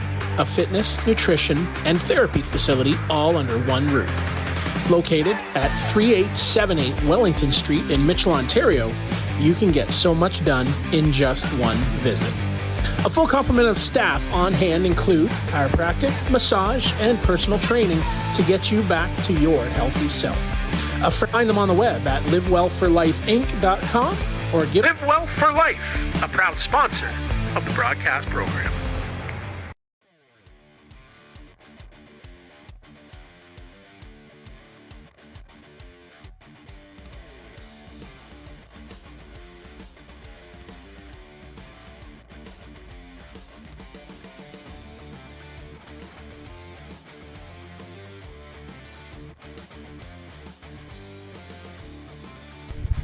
We thank all our sponsors and the many, by the way. It's a long list of sponsors of this Chiefs Challenge. Oh, so many community partners. It's awesome. Great to see.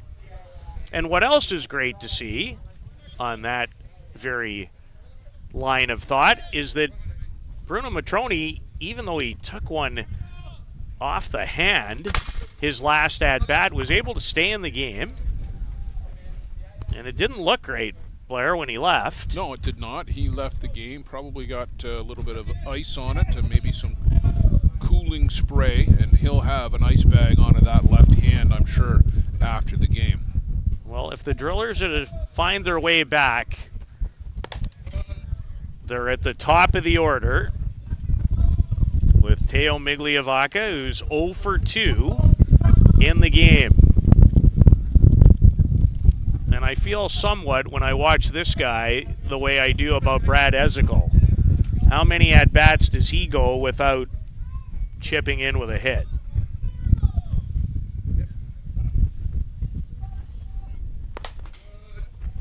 That's a excellent drop with plenty on it. Yeah, and good movement, which is good to see from Marco Diaz. I am sure that there were multiple bullpen sessions thrown this week for Marco Diaz. I think you can take that to your local investment people. Diaz trying to find the mark. 2-2 to Migliavaca, who tightens up the batting gloves again and steps back in.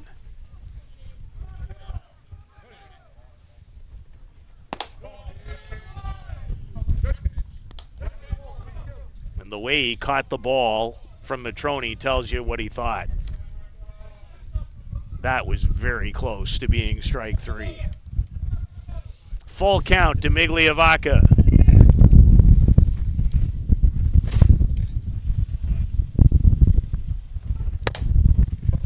Another fine drop. And there's one away in the bottom of the 6th. Yeah, he just beat that into the ground. That ball disappeared from under his bat. Whether it was last night or early in the outing tonight, this looks a lot more like the Marco Diaz that really jumped into superstar form in the last couple of years. Particularly last, obviously. Pitching this Hill United Chiefs team to the world title in Surrey. Well, you could see this coming a couple of years ago with the AWP Lumberjacks. There were flashes of it. But what you will also get with Marco Diaz, you might get 16 strikeouts, but you might also get 7 walks in that same game. That aspect mostly has disappeared. So true.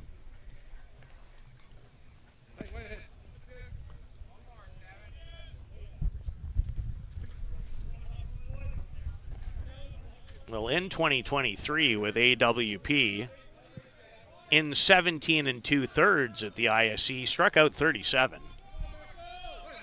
Further to your point. This is hit hard, and Zach Shaw has just the 3rd Northeast Driller hit of the game. That was well tagged. Yep, got all of that. Left that one out over the plate a little bit too much, did Marco Diaz. Bruno Matroni right out to have a quick word with the young pitcher. Zach Shaw moved up in the lineup. Blair talked about, in the majority of games I've watched him in the last couple of years, he's been at 8 or 9 in the order. The absence of Blaine Milheim and Jordan Solorio has shifted things a little for Ron Hackett's team. But still, he's swinging it very well. And they've not had any problems scoring runs until this game. Thomas Anoka singled and struck out versus Schofield. It gets away from Matroni. I don't know who's more angry about that, Bruno or Marco. Bruno's not happy about that pitch. Well, it might be tie goes to the runner on the unhappiness scale.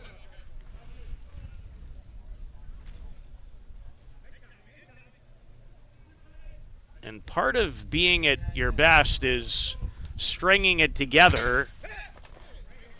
Well, was Matroni going to do it for the second time? Almost did. And it was Zach Shaw that he got back in the first. It was. So, another member's bounce off the screen for Bruno Matroni. And a close play, but definitely in there safe as Zach Shaw, as you saw the replay. But that pitch crossed up Matroni completely. He went one way and that pitch went the other. Well, Diaz was sailing with his first 4, but gives up the hit, and it seems to have sent a bit of a shock wave at him. See how he responds. That's what the best do. They take a little adversity and turn it into something good. He's got a big lead to work with. And right now, you're far more concerned about getting it out than anything else. Yeah. Find the strike zone. You don't want to start a big inning. Back to the drop. The pitch you've got comfort with and confidence in. Working the changeup. You don't need to get cute. It can be pretty simple at times. Against the Batmen last night, we saw a lot of strikeout pitches with the rise. Haven't noticed that so far. There was one, fought off, and a run driven in for Anoka, and he cuts the gap to 5-2. Now, his second hit of the game, and Thomas Anoka has had 2 really quality at-bats. And this run somewhat like the first of the night for the Chiefs, where a single, a couple of wild pitches, maybe a pass ball and a wild pitch, depending, and a run scores. Yeah, just about a clone of back in the second inning, or the third, rather. Riley Macchia, the batter.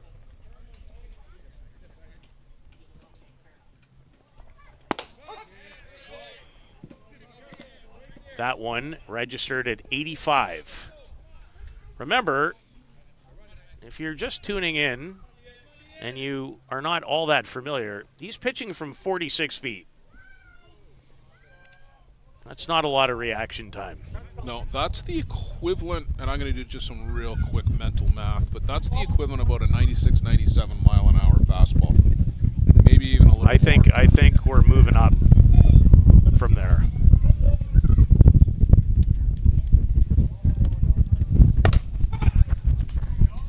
Bolin steps on the bag for one and completes the turn of the double play. That'll help you. Shane Bolin turns it over. The Drillers chip away a little. They now trail by 3 after 6.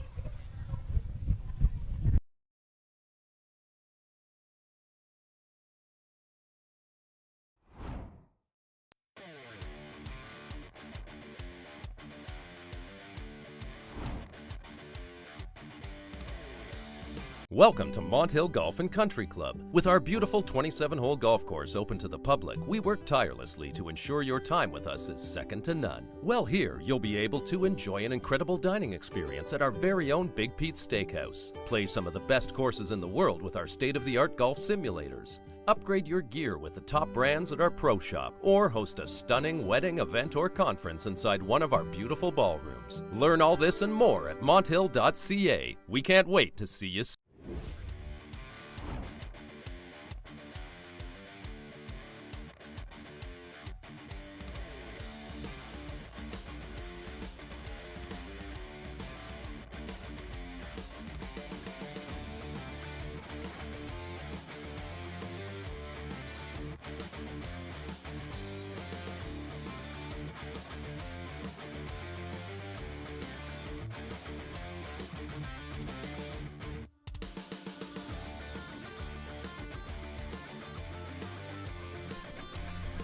Seventh inning in a 5-2 Hill United Chiefs advantage to the winner, first place in the round robin, and a date with the Oswegan Redmond, who upended the Townsend Tide. Their tournament comes to a conclusion with a 4 straight round robin loss.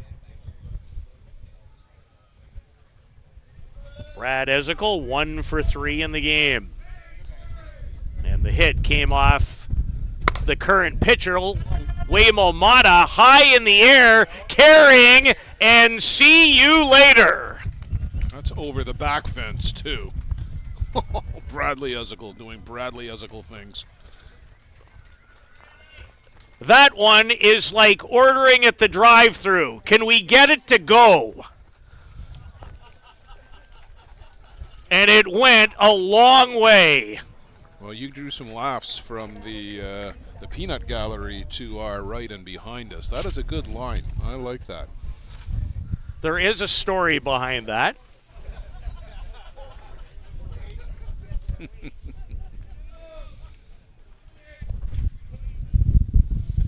He hit it a mile.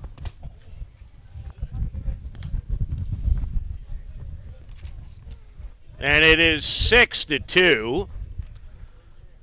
For Bradley Ezekiel, his 5th homer of 2025.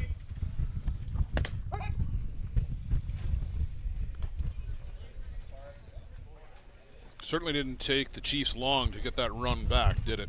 About 2 pitches. My goodness. With the wind aiding things, that carried a long way. Nick Shales had a mighty cut, but missed on the rise in.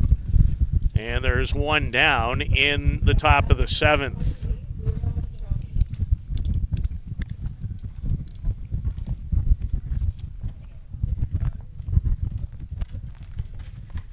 Good rise ball from Waymo Mata there to get that past Nick Shales.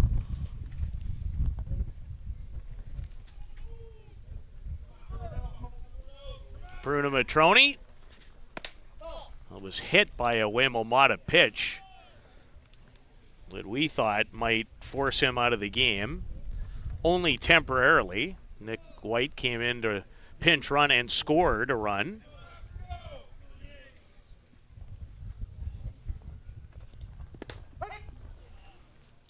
Change up at 60 miles an hour. The Hill United Chiefs, Blair, have made the most of their 7 hits. They have 6 runs, including a Bradley blast to right center, as in Ezekiel, who now is up to 15 runs batted in.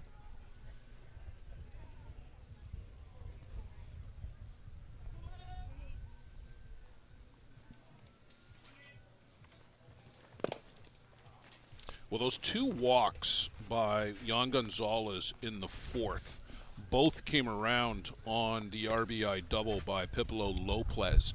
That hurt. Free runs.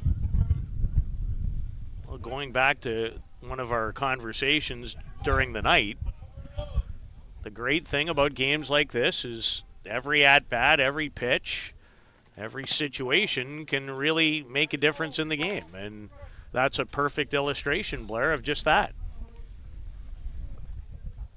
And the Chiefs have feasted on their opportunities in this game as they made good earlier in the weekend for their playoff loss against the Batmen.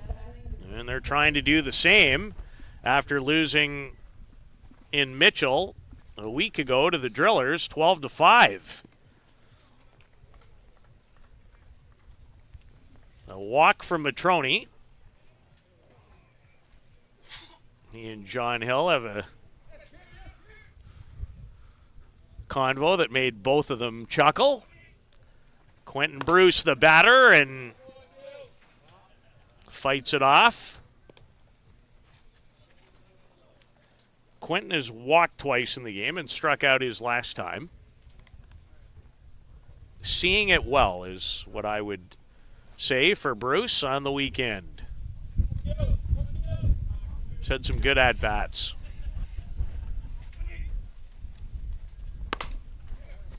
Schiller for 1, the turn in time. A pretty 6-4-3 to end inning number 7.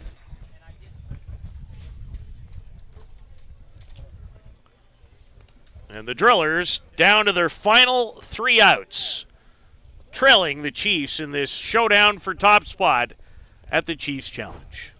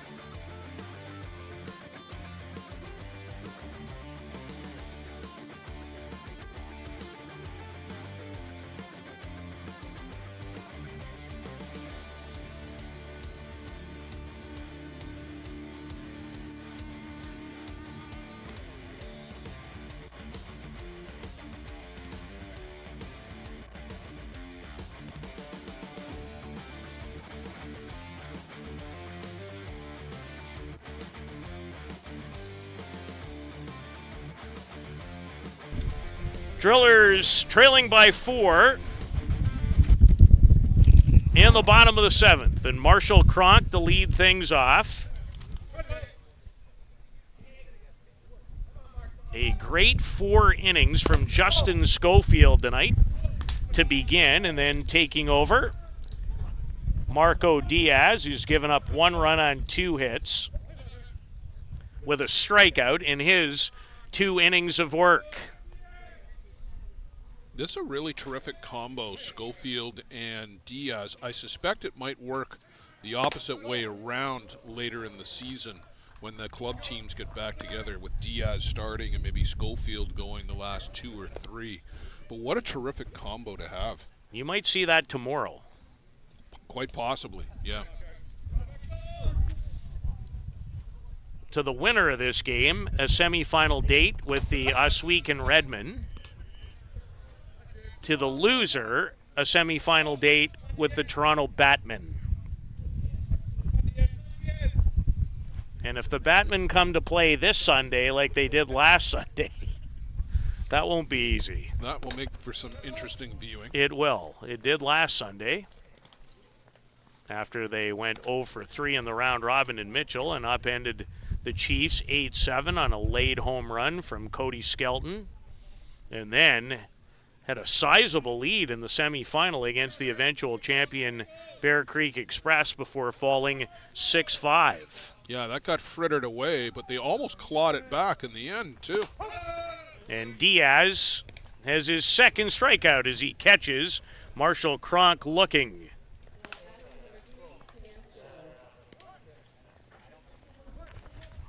This Cam Schiller swinging the bat around. Now he'll get the batter's box set the way he would like to.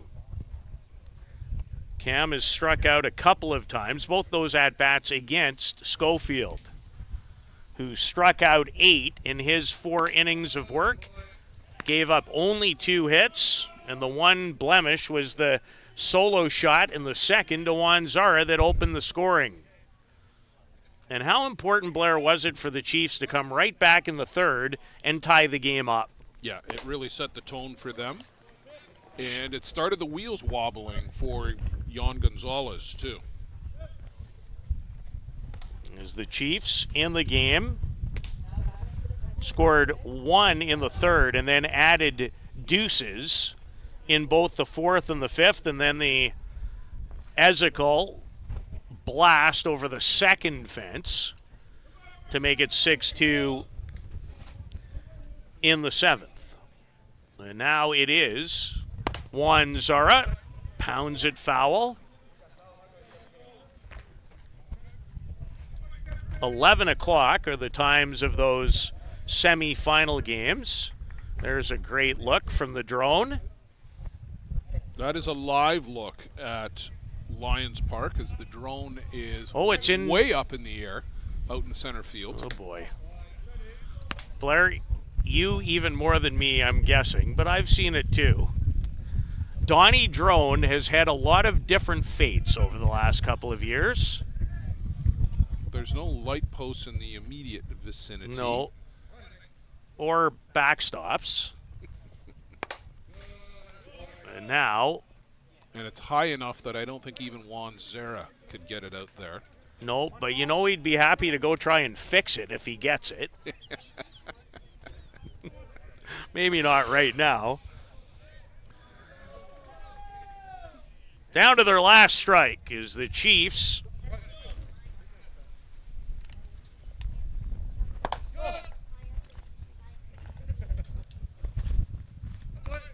I think a few people thought it might be curtains. Yeah. Not sure that the batter didn't even feel that way. Not the case, and there is another shot. I'll call him Donnie Drone.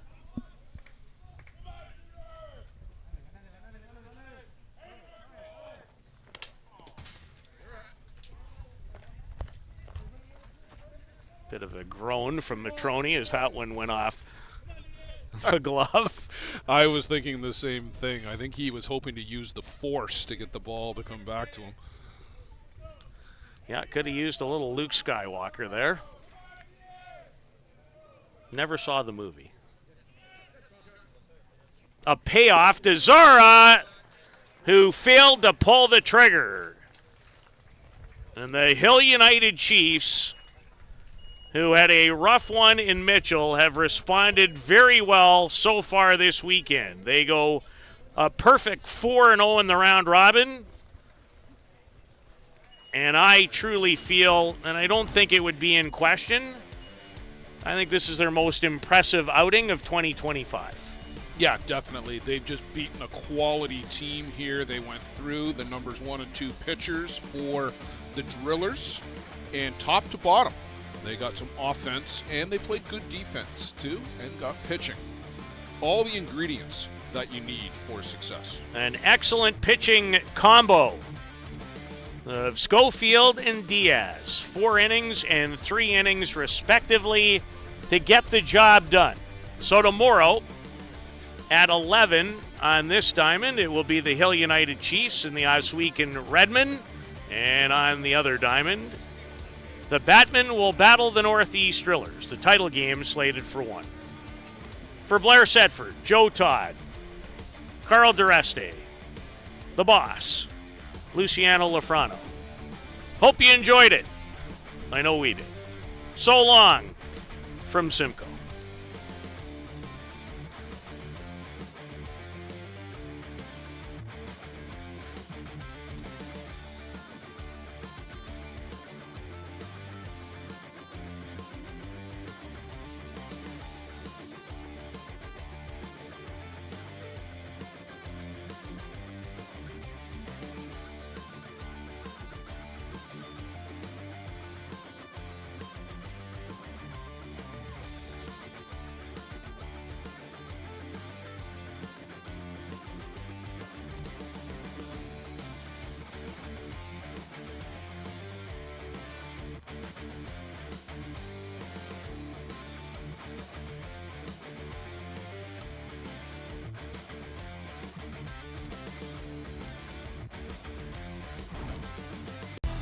For the latest in softball innovation, the website where you can experience the best tournaments in the Americas.